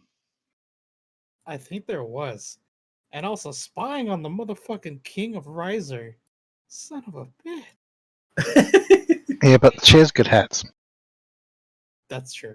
If no one else wants it, I'd like to lay claim to Xavier Sangria because I just feel a spiritual connection to him. Fair. So the monster slang? Yes, the monster slang. Sure, we'll go with that. Xavier Sangria. So there is your back of your card. Okay. Yeah, I think I'm going to go with Hatsfield. Okay. Olivia Hatsfield at the back of your card is there. Do you want to choose first? No, you go for it, mate. Well, I'm tossing up between King Don or Bruce McDruid. Oh, okay. Well, I was going to go Oskin Ligurio, so. Help me. Evens, Bruce, odds, Kins. Brucey.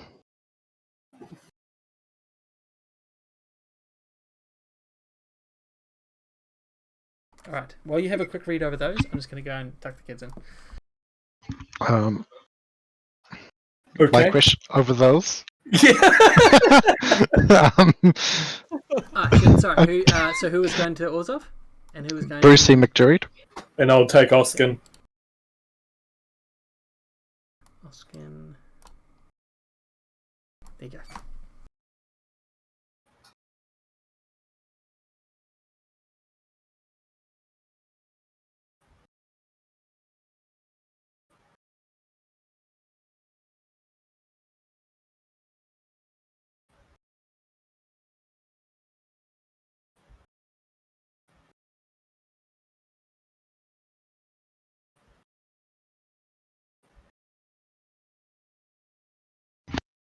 Intriguing.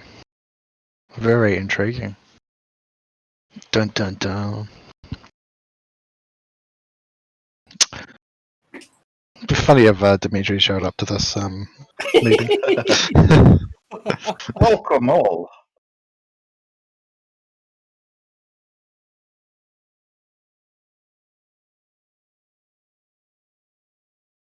Anyway, how's your guys' weekend? Far too short. Yeah. I agree, buddy. I agree. Yeah, good. I'm home with my wife and my dogs. Life is good. Nice. Good doggies. They've been getting lots of pets.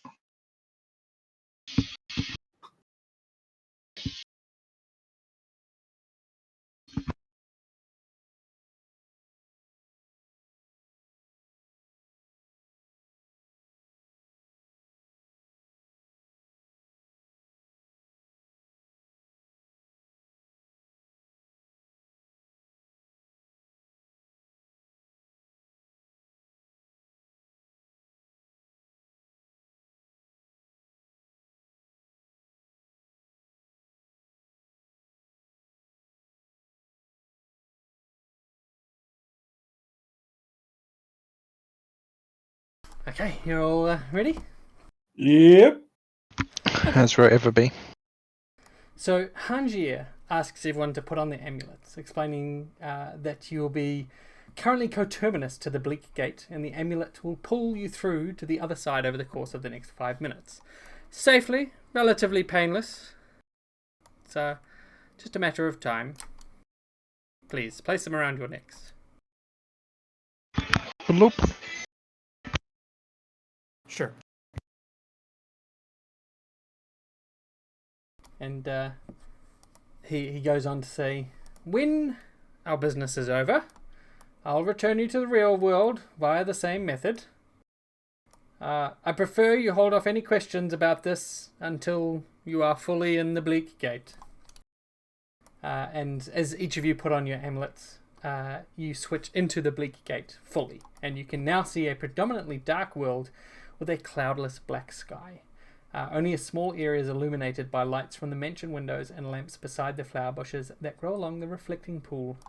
A dozen bookpin guards, distinguished by silver pins on the lapels that look like open books, stand just at the edge of the lantern's light radius, now clearer than the misty figures that they were before.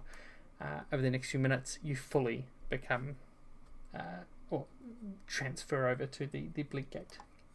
Han continues to say, please pardon us as we perform a bit of security. From outside the light radius, a massive snake slithers in. Alongside it, you see two figures walking. You see Lajagier, and you see Dimitri, your not your friend. You don't know this person, Called it. but you see Dimitri, a well-known member of the RHC. I immediately put him. This isn't me. This is I know. I'm just fucking around. I gotcha. you see these two people. They're well known, like Dimitri and the other members of the RHC are well known for their work around Flint. So those of you who have that connection would recognize them definitely. As you watch, the snake slithers ahead of them, and as it gets into an area of bright light, its scales turn a brilliant iridescent in reds, greens, and purples. It grasps the ground with short, stubby forelimbs, akin to legs, but not quite the same. And its eyes begin to glow like pale yellow suns. In this light, this light begins to shine over all of the members of the party that have arrived, all of your travelling companions. The guards start to level their weapons, for one of the newly arrived guests, as the light passes over them, looks like someone completely different. One of the people mentioned, Monsignor Dexlano, one of the clergy priests, is shown to be someone entirely different. You don't recognize them, but Dimitri and Laia nod, and Dimitri says, "It is Vitus Sigismund, a clergy godhand. I've heard of this person. Oh, I've heard of this person." So that's fucking terrible. Hey, mine's as bad as well. And quote unquote Dexlano, originally a heavy set, sort of rotund, pale priest, has a second face in the light, that of a muscular, dark-skinned man.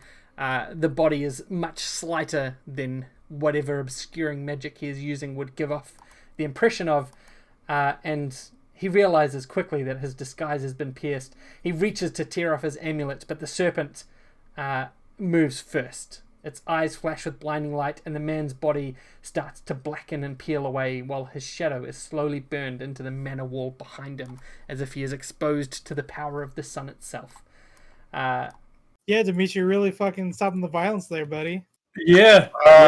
Yeah, this wasn't part of the plan. Dimitri looks extremely uncomfortable at this, Okay. and you see him mention something to Laia. You're unsure what exactly it is that he said, but for you as players, you know that, or I'll tell you, he's saying, "This isn't what we agreed. Oh, You just no, wanted no. me to stop them coming to the Convocation." Sorry, I'll shut up. So you have a chance to respond here. Olivia, Bruce, Kiov, and who's the other one? Oskin? Oskin. Xavier, yeah. Oh, and Xavier. Yeah, sorry. So do you react? Most of the others are panicked and confused. Bert starts to shout for people to stay away from this, the Shadowlisk, he calls it. You don't know if that's what it's actually called, but you see Han calmly grabbing a nearby guard. He says, fetch Visemi. And the guard runs indoors. I'll stay. I mean, I'm a venturer. I'm used to exploring the unknown, and I'll just stay relatively calmly. Like, if you are who you say you are, you have nothing to fear. He just died. He died. For I am Bruce McDruid, the explorer extraordinaire. I mean, that shit's weird, but well, out in the Malice lands, there's plenty of horrors. Yeah, it does remind me of some of the snakes I have seen out in the wilds. I mean, I suppose he was in a disguise. The two Well, heartless bad bastards person, right? watch on as the disintegration of this man continues, screaming in pain. Eventually, it stops. Within about 10 seconds, he has been completely disintegrated, leaving behind only a brief shadow of a silhouette on the manor wall. That silhouette, however, continues to twitch slightly, as if it is somehow still alive. The Shadowlisk then slithers up to the wall and begins to start licking that silhouette's limbs. Oh, yeah, got some regrets going on. I'll carry on. The other clergy members begin to demand answers. What is that? Why has the snake just murdered one of our fellow priests? And the answer comes from the door as 4 spectral figures glide through. You see 3 ghosts sort of hanging back, while a 4th in front begins to take control of the situation. Visemi Terio, he introduces himself. I am Visemi. I am head of Lantern Cell, leader of the Ghost Council. He speaks with a raspy voice that reverberates unnaturally and chills those who hear it. That man was a spy. Your fellow priest was replaced and likely died long ago. You should be more careful in keeping your secrets. Well, technically, aren't we all spies in some way or another? He looks at you. I suppose that's true. But it's the spies that you don't know that are the issue, yes? Well, I mean, he doesn't appear to be an issue anymore. Though a knife in the ribs would have been much cleaner. And less, disturbing. I agree with that fellow over there. He sneers and looks at you. This is the ghost, by the way. Okay. The ghosts behind sort of move forwards. One of them steps forwards, or floats forwards, I should say. And while Visemi's face is withered and decayed, and the other 2 ghosts' features are faded, like they seem to not remember what they look like in life, Reed McBennan has barely been dead a year. So his features are still recognizable. Motherfucker! Hey, I remember you. So this is what. How many times do we have to kill this guy? Son of a bitch, this day just keeps getting worse. Well, Ryler doesn't know, so he's still broken. It's fine. So, Mayor, or ex-Mayor Reed McBennan,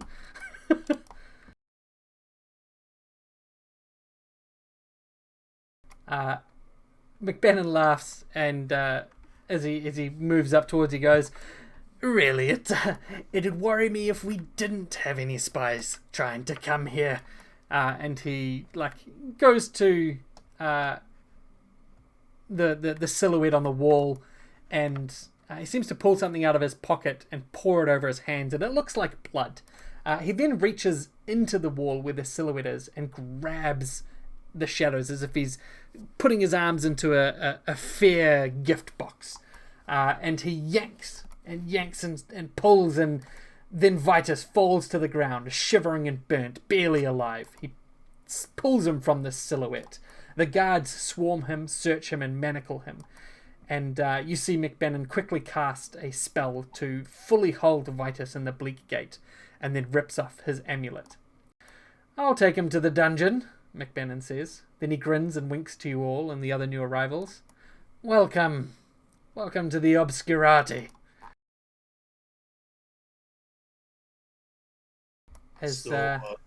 Oh, go ahead.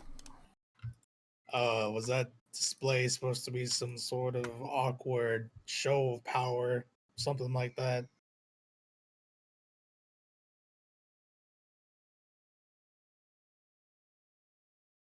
Who I'll take are that. you asking that to? Huh? Oh, just the council in general. The ghosts. Ghosts.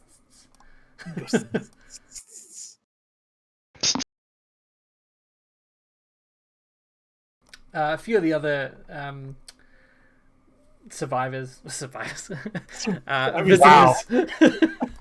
You have been voted off Survivor Island.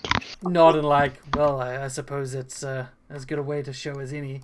One of the people, Shane Wellison. Oh wait, no, sorry, he's inside. My bad, skipping ahead. You guys are sort of brought inside the mansion now as McBennan and the guards drag Vitus away. And Han sort of leads you into the mansion and begins to introduce you one by one as you pass by Vicimiterio, the ghost. And then asks the two remaining clergy priests if you could be so kind to stay behind and answer a few questions. And a few of the guards will encircle them, and they look a bit okay. He then enters the mansion, guiding you all, to the upstairs West Council room. You have a chance to sort of ask any questions, take in the sights, up here a bit if you're interested, or just we can just push on ahead. This is your chance to play the villains. You mean, what is here?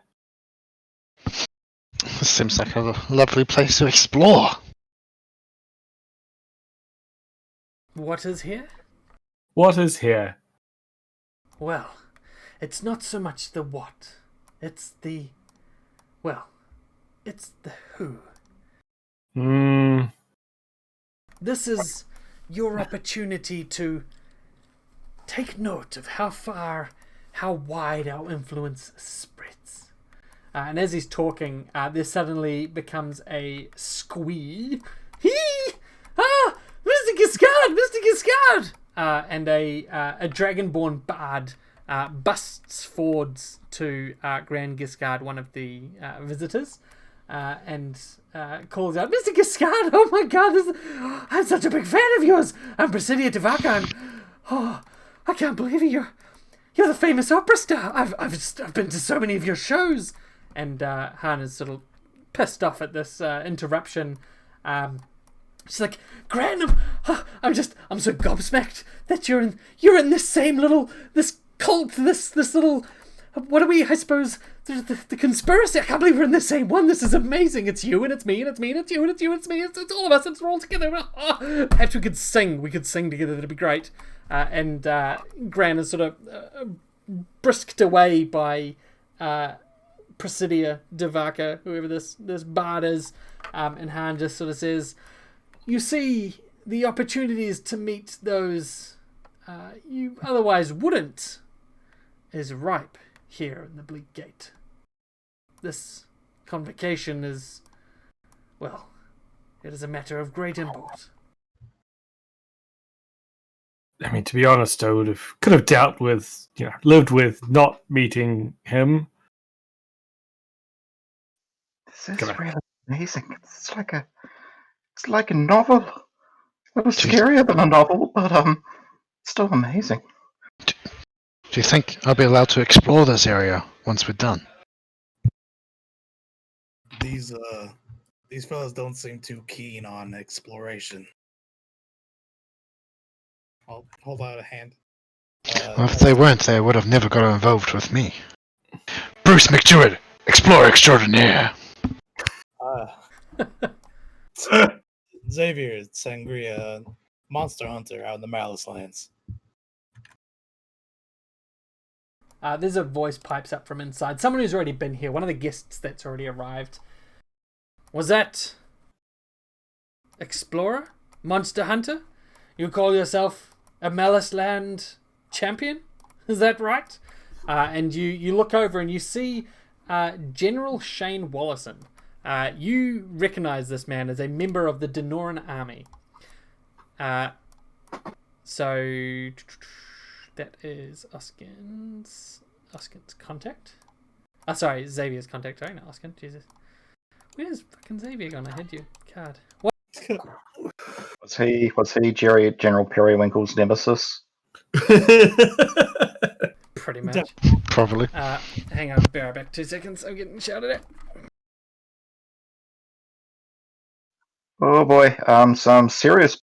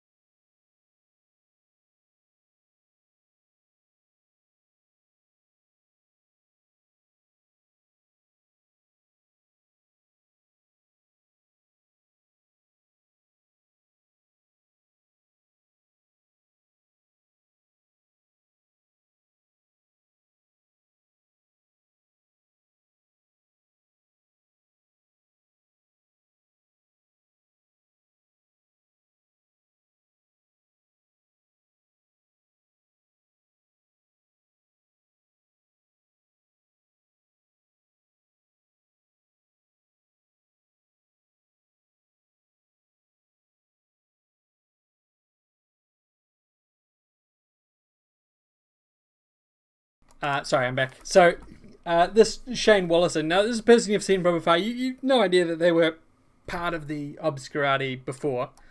Can someone speak? Just make sure that Ms. Mike's working now. Yeah, we can hear you. Yep, it's recording. No, it's the But it's headset, sorry, OBS. put it back through speakers. Yeah. It's OBS recording.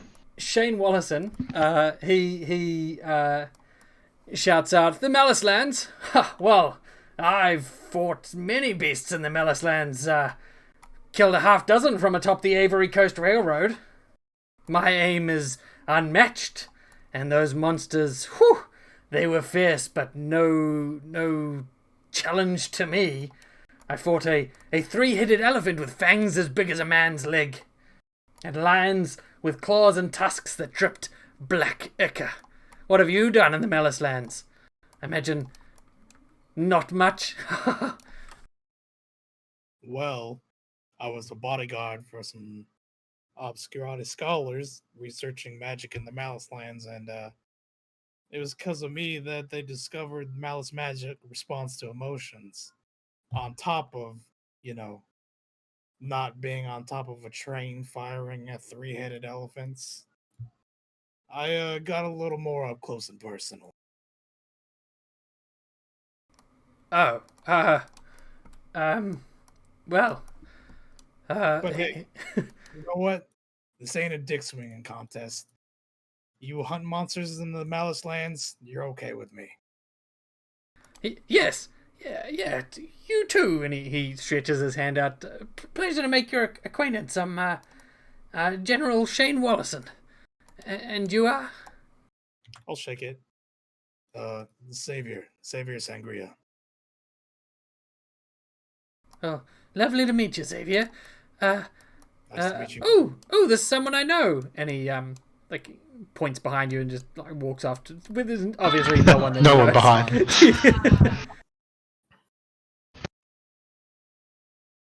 There's a few more other people that are milling about. moving through the mansion, Livia, you spot a noble from Riser.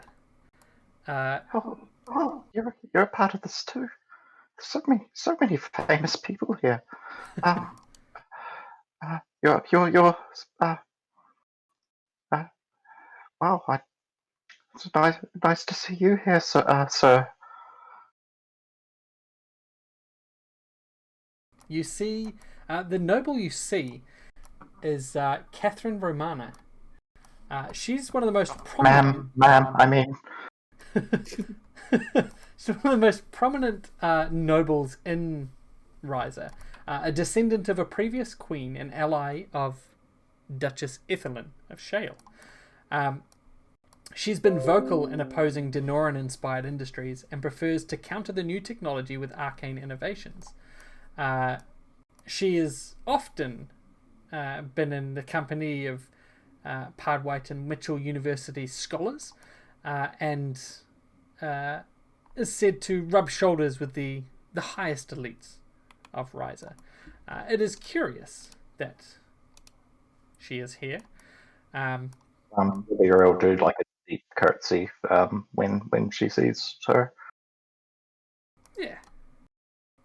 So as she walks past, she sort of nods, just acknowledges you with just a curious, small world, and apologizes and says, I have to be somewhere else. And as she walks past you, you note that she has a small cat following her close on her heels, almost like a well-trained dog.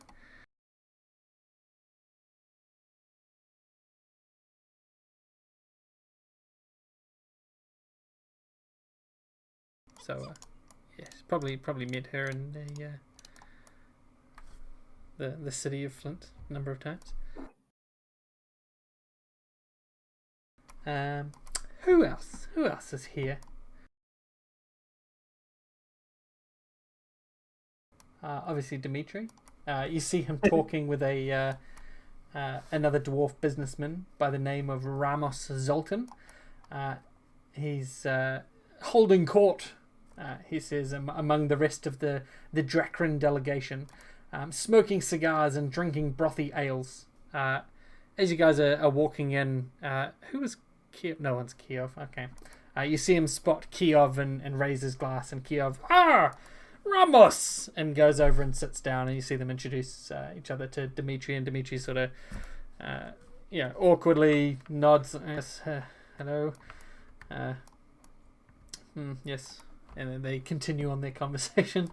Who else did we have? We got Xavier, Oskin. Oskin. Oskin's in the family. So, Oskin, you lock eyes across the room with someone you recognize as Abera Stackhouse, a halfling from Riser. This halfling sort of staring at you just with like a 1,000-yard stare, just tracking you across the room. And then you see him make a little note in a small book, then suddenly laugh and sort of... It seems like he's pretending to join in a conversation with some other conspirators while continuing to sort of eye over towards you. I'll approach him. I don't really like people looking at me then taking notes. Even if we are on the same side. All right. So you approach him, and as you do, he sort of... in the conversation, excuse me, and goes to like nonchalantly move away from you towards another part of the... And I'll just like stand in front of him again. What's in the book?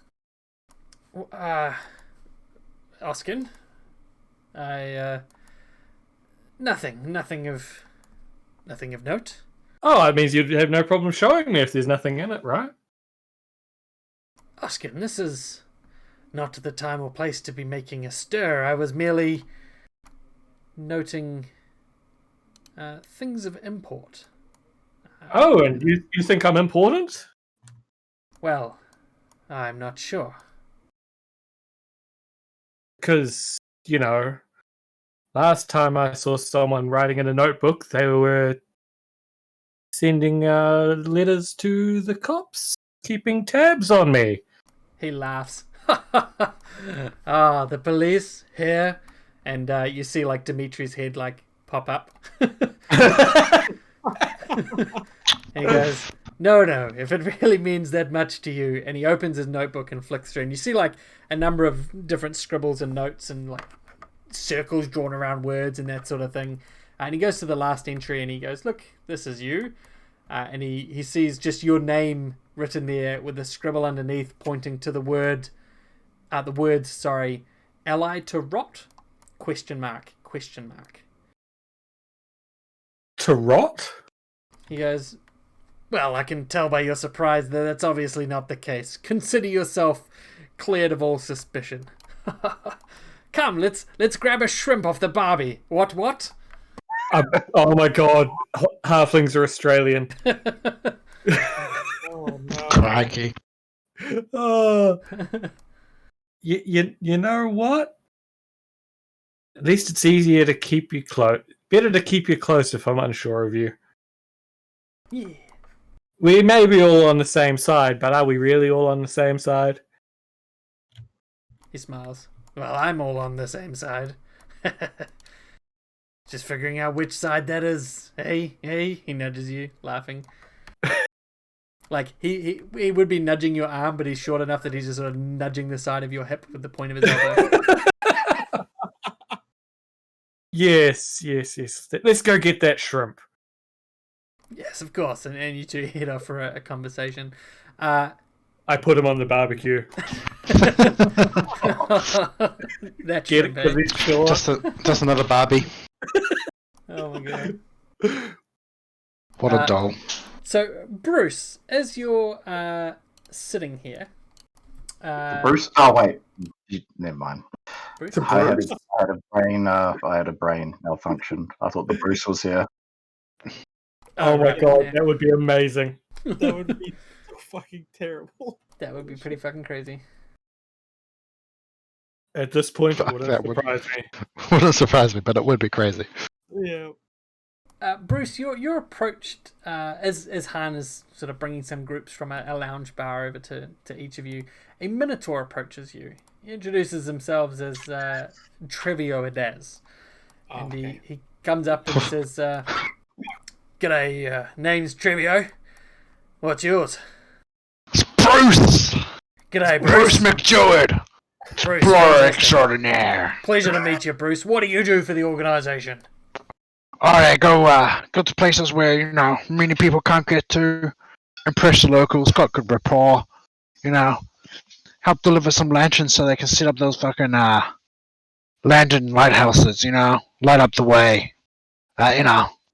Just exploring places mostly. That's, Being an extraordinaire. That's pretty cool, Bruce. Talking with uppity locals, is that your specialty? Is it? Well, not just uppity locals. It's more primitive locals. Not no kingdoms, no geopolitical this, geopolitical that. Just some good, honest people living off the land. Hmm. How about yourself? Well, I'm. Well, awkwardly. Not a whole lot at the moment. I'm. Oh, why's that? Head of a cell. I won't tell you which one. You know how it is. But we get mages, priests, and the like to do. We call them miracles. To reduce conflict for resources among poor tribes in Burr. We, lean on the truth a wee bit. To keep the peace. We don't want there to be fighting over water and food when there's much more in the world to be fighting for. Yes. So bigger, I more guess important things. similar kind of field, but instead of, in a nice city, I go out to the wilderness, the wilds, the unknown, the unexplored, until it's been explored by me, Explorer Extraordinaire. That's pretty cool, Bruce. Perhaps you'd be willing to introduce some of your, some of your magics, some of your informations to the primitive peoples in order to, Oh, yes, I love sharing technologies. well, more magics. I mean, if you can phase them as magics more so than miracles. You can bring some miracles down to the locals. Miracles of modern invention, right? Oh, Sure, or not. Bruce. He looks awkwardly as you're not grokking what he's trying to say, and he's yeah, Bruce. Good talking, good chat. We'll be Okay, in touch. thanks. We can work on it. We can work on some collaborations. Yeah, for sure. And he punches your arm awkwardly. See you, buddy. Nice talking to you, Bruce. I give him a punch back, but maybe a little bit too strong, not knowing that he's not that strong. Ooh, nice one, Bruce. Maybe we can get a beer together. Yeah, maybe next time. And he walks away.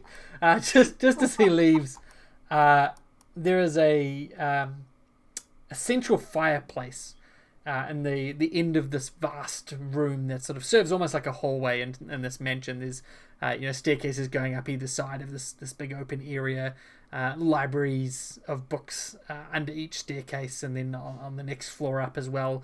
It's like a big open 2-story area, so that the walkways go all around, and there's doors and rooms and things off every direction. But down towards the end, there is a large fireplace that begins to roar warmly.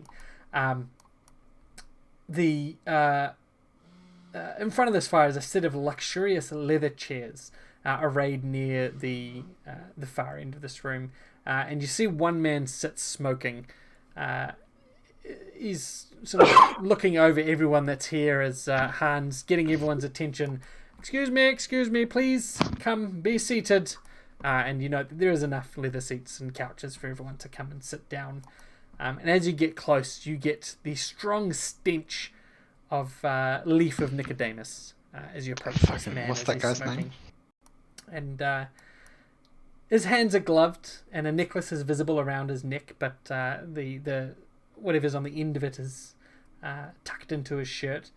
And at first he seems alone, but as he stands to greet you all as you all sit down, it becomes clear that a dozen or more ghosts are floating just outside the window and in the back of the room in the dark, just watching this gathering, this welcome to you all. The man speaks now, and he says, "Call me Nicodemus. I'm glad you came. Together, Motherfucker. we're going to change Who the would world. thought? Come, let's have a drink and talk about exactly how we're going to do that." And the face of this man, none of you really recognize it. So let me just share with you the image. Is that the image?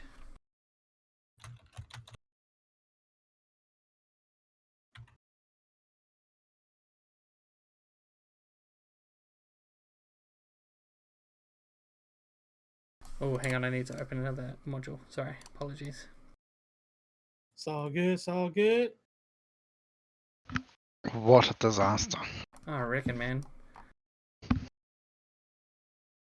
Some of you might have heard the name Nicodemus before, but Mm-hmm. the face you see is not the face you know.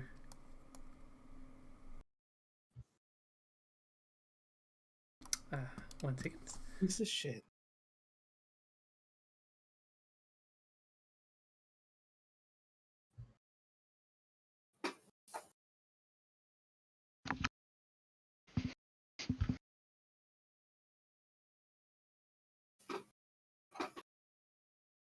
I'm just going to ignore those red arrows that showed up.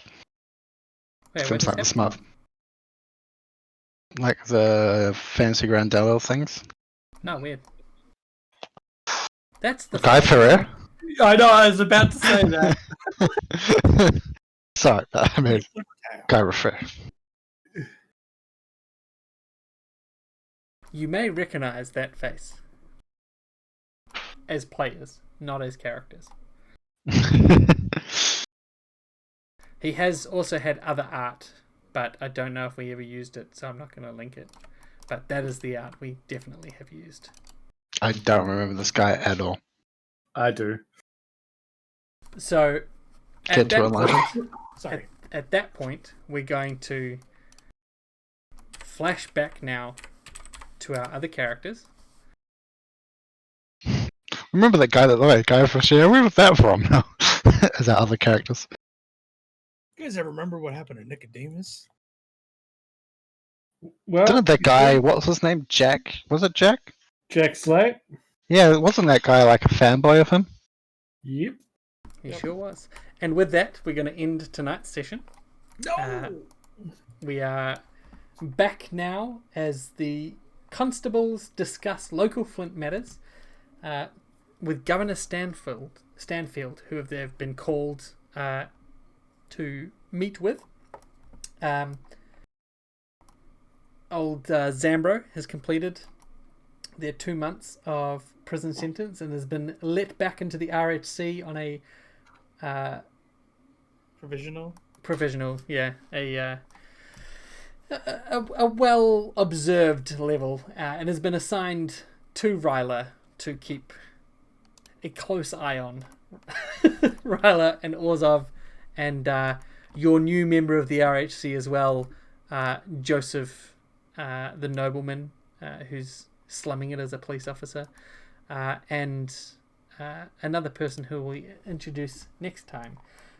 But before we finish up, I'll just go a bit in the news of the time that Zambro's been in prison. The news on the Colossus. Where is the Colossus? You know, it makes pretty hard to miss. Crossing the strait from Burr to Alfava, curious Titan watchers, they're called, have been gathering rumours of all the footprints that mark the machine's path as it travels through the different planes that it has access to. I thought, didn't the king send it to the Pharaoh? Or did Yes. Yeah. But much like the Bleak Gate, Can only hold it no, it's like for so long.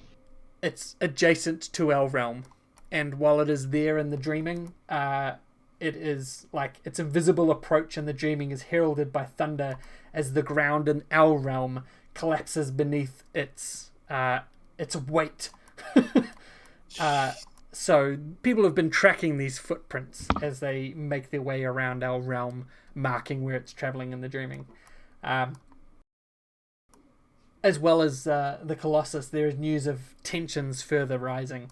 The Arapa, a merchant vessel, was sunk just off the coast of Beaumont and Danor. A disagreement between a member of the crew and a local Danoran police officer spiraled into a desperate attempt to flee the city as Danorans sought an outlet for their anger at Ryza and the actions taken against Elia when they imprisoned her. Her escape is well known, but it did not escape public attention that she was detained by Ryza and has since gone missing. The ship managed to cast off, only to be fired upon by another vessel. All 63 crewmen died either with the ship or in violence on land if they weren't able to get to the ship in time. God damn. Look what you've done, Dimitri. Sorry. The identity of those I'll responsible are still I'll write this to a currently letter unknown. to him and send it to wherever. is there any chance we can, like, I don't know, retcon the last 2 episodes? Nah, motherfucker. You commit to this shit. You commit to Yeah. Oh boy. Soldiers in Who the could have Baron thought Army. that the plan could have gone so wrong? Soldiers in the Baron Army have reported sightings of a dragon in the Bruce's latest campaign to put down Knoll rebels. There's rumours among the adventuring groups across the continent of Lanya, and they're frothing at the bit, hoping they might find another dragon to slay, long since thought extinct. And new technology. Tinker Oddcog's research has brought a number of new advancements to Ryza, which I'll cover in a second. And large trees are spontaneously sprouting in massive clumps along the banks of rivers in the northern reaches of Ryza's wetlands, then dying almost as quickly. The trees either divert the flow or collapse and create dams and new lakes in these rivers. And trappers in the area have reported finding long dead animals, some nearly rotted to the bone, caught in traps they laid only days earlier. Moving rivers and Walking Dead. Who knows what's happening, hey? And the technological revelations, the Tinker is demented, right? No. Even when given orders, he drafts tons of possible designs. Not all of them viable for mass production, but some of them, yep. Tinker's first design is a transmitter, he calls it. A long-range communication via spark gap radios and antenna. Inspired by magical sending stones, but using much more grounded technologies. He attaches this transmitter to a lightning gun, of which you are familiar, and uses the signals to control exploding three-legged clockwork robots. It would take a much more rational mind to ratchet down exactly why you would want that, but they're there. Similarly, he innovates further advancements in vehicle technology, personal weapons, and other groundwork science. You can choose one of the following innovations that Tinker would have pursued over this time. The innovations are either advanced explosives and rockets, battle armor, electrical breakthrough, so being able to mass produce spark gap communication, magical interference breakthrough, which is an analytical engine, which I don't want to give too much about what that is. But basically, precise measurements reveal that ambient magical energies interfere with the operation of complex technological devices. Gremlins, in other words, very fine instruments are thus capable of detecting the presence of magic due to the increased failure rate of simple machines. This advancement would effectively create magic detectors and allow for anti-magic mines and other technologies. Holy shit. That's the magical interference breakthrough. So you can choose one of those for him to have fully operational, and then there is a chance of a second one at the start of this adventure to also have been done, but that will rely on a roll. Rockets sound fun. The anti-magic shit sounds cool as well. And the communication. I don't know how useful that would have been for us. Yeah. So the electrical breakthrough would be also the spark gap communication, but lightning prods, lightning guns, and Tinker coils, which are, yes, Tesla coils. The anti-magic shit sounds dope as hell. Especially with fucking Force Ghosts. But I don't know about the Force Ghosts, so Ryler... Would be helpful for that later. That's true. The one where we make Dimitri feel like shit. Yeah, let's do that one. I think the technology, the electricity is a good... That's where my vote's gonna go.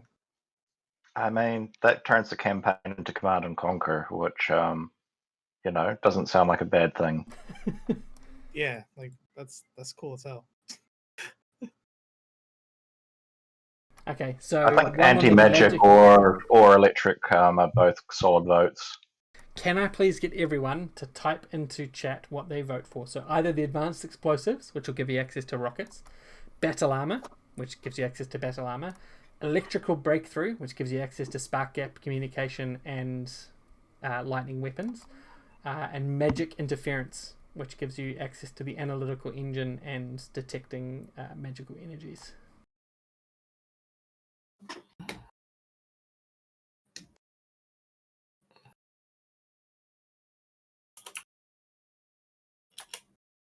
We're going to have a split, aren't we? Four-way split. Yep. Yeah. Okay, looks like 2 for magic. That's going to be our guaranteed, so you'll have magic. So could I please have... Now, this is a breakthrough, but I do need an int and a wisdom check, both DC 20. Don't count them. Check, did you say? Check. I have a Yeah. +7 on intel, +9 on wisdom, so I'm not good.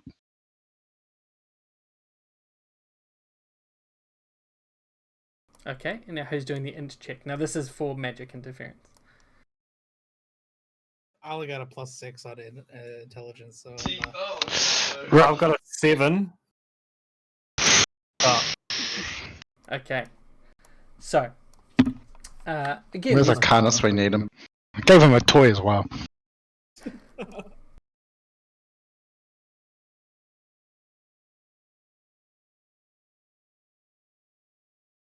uh,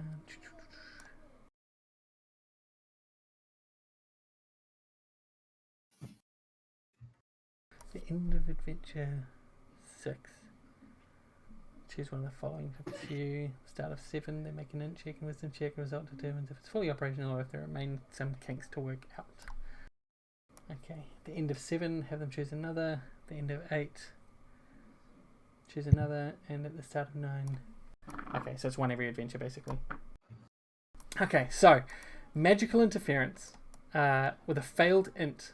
Precise measurements reveal ambient magical energy, so what we talked about. The devices will sometimes register false positives, about once every 10 rounds. Fine for detectors, not so fine for mines. So, you know, a 1 in 10 chance of blowing up, whether you're magic or not. Or not blowing up when they are magic. Depends how you set the mine up, because obviously we have magical items and people in the party. And if you don't want it exploding in the presence of magic... Oh my god, with a failed wisdom, the detectors have a magical light to make them easier to read in the dark. Oh my god! And so, they register the presence of magic at all times. This light is integral to the design, and removing it requires a complete rework. shit. This is the end of the session. Do you guys want to hero point those rolls? Yes! Yeah. Oh, that's amazing. That's Drop it down to 3, yeah? That's 3. cool. Okay, I'll do wisdom. Yes, go for it.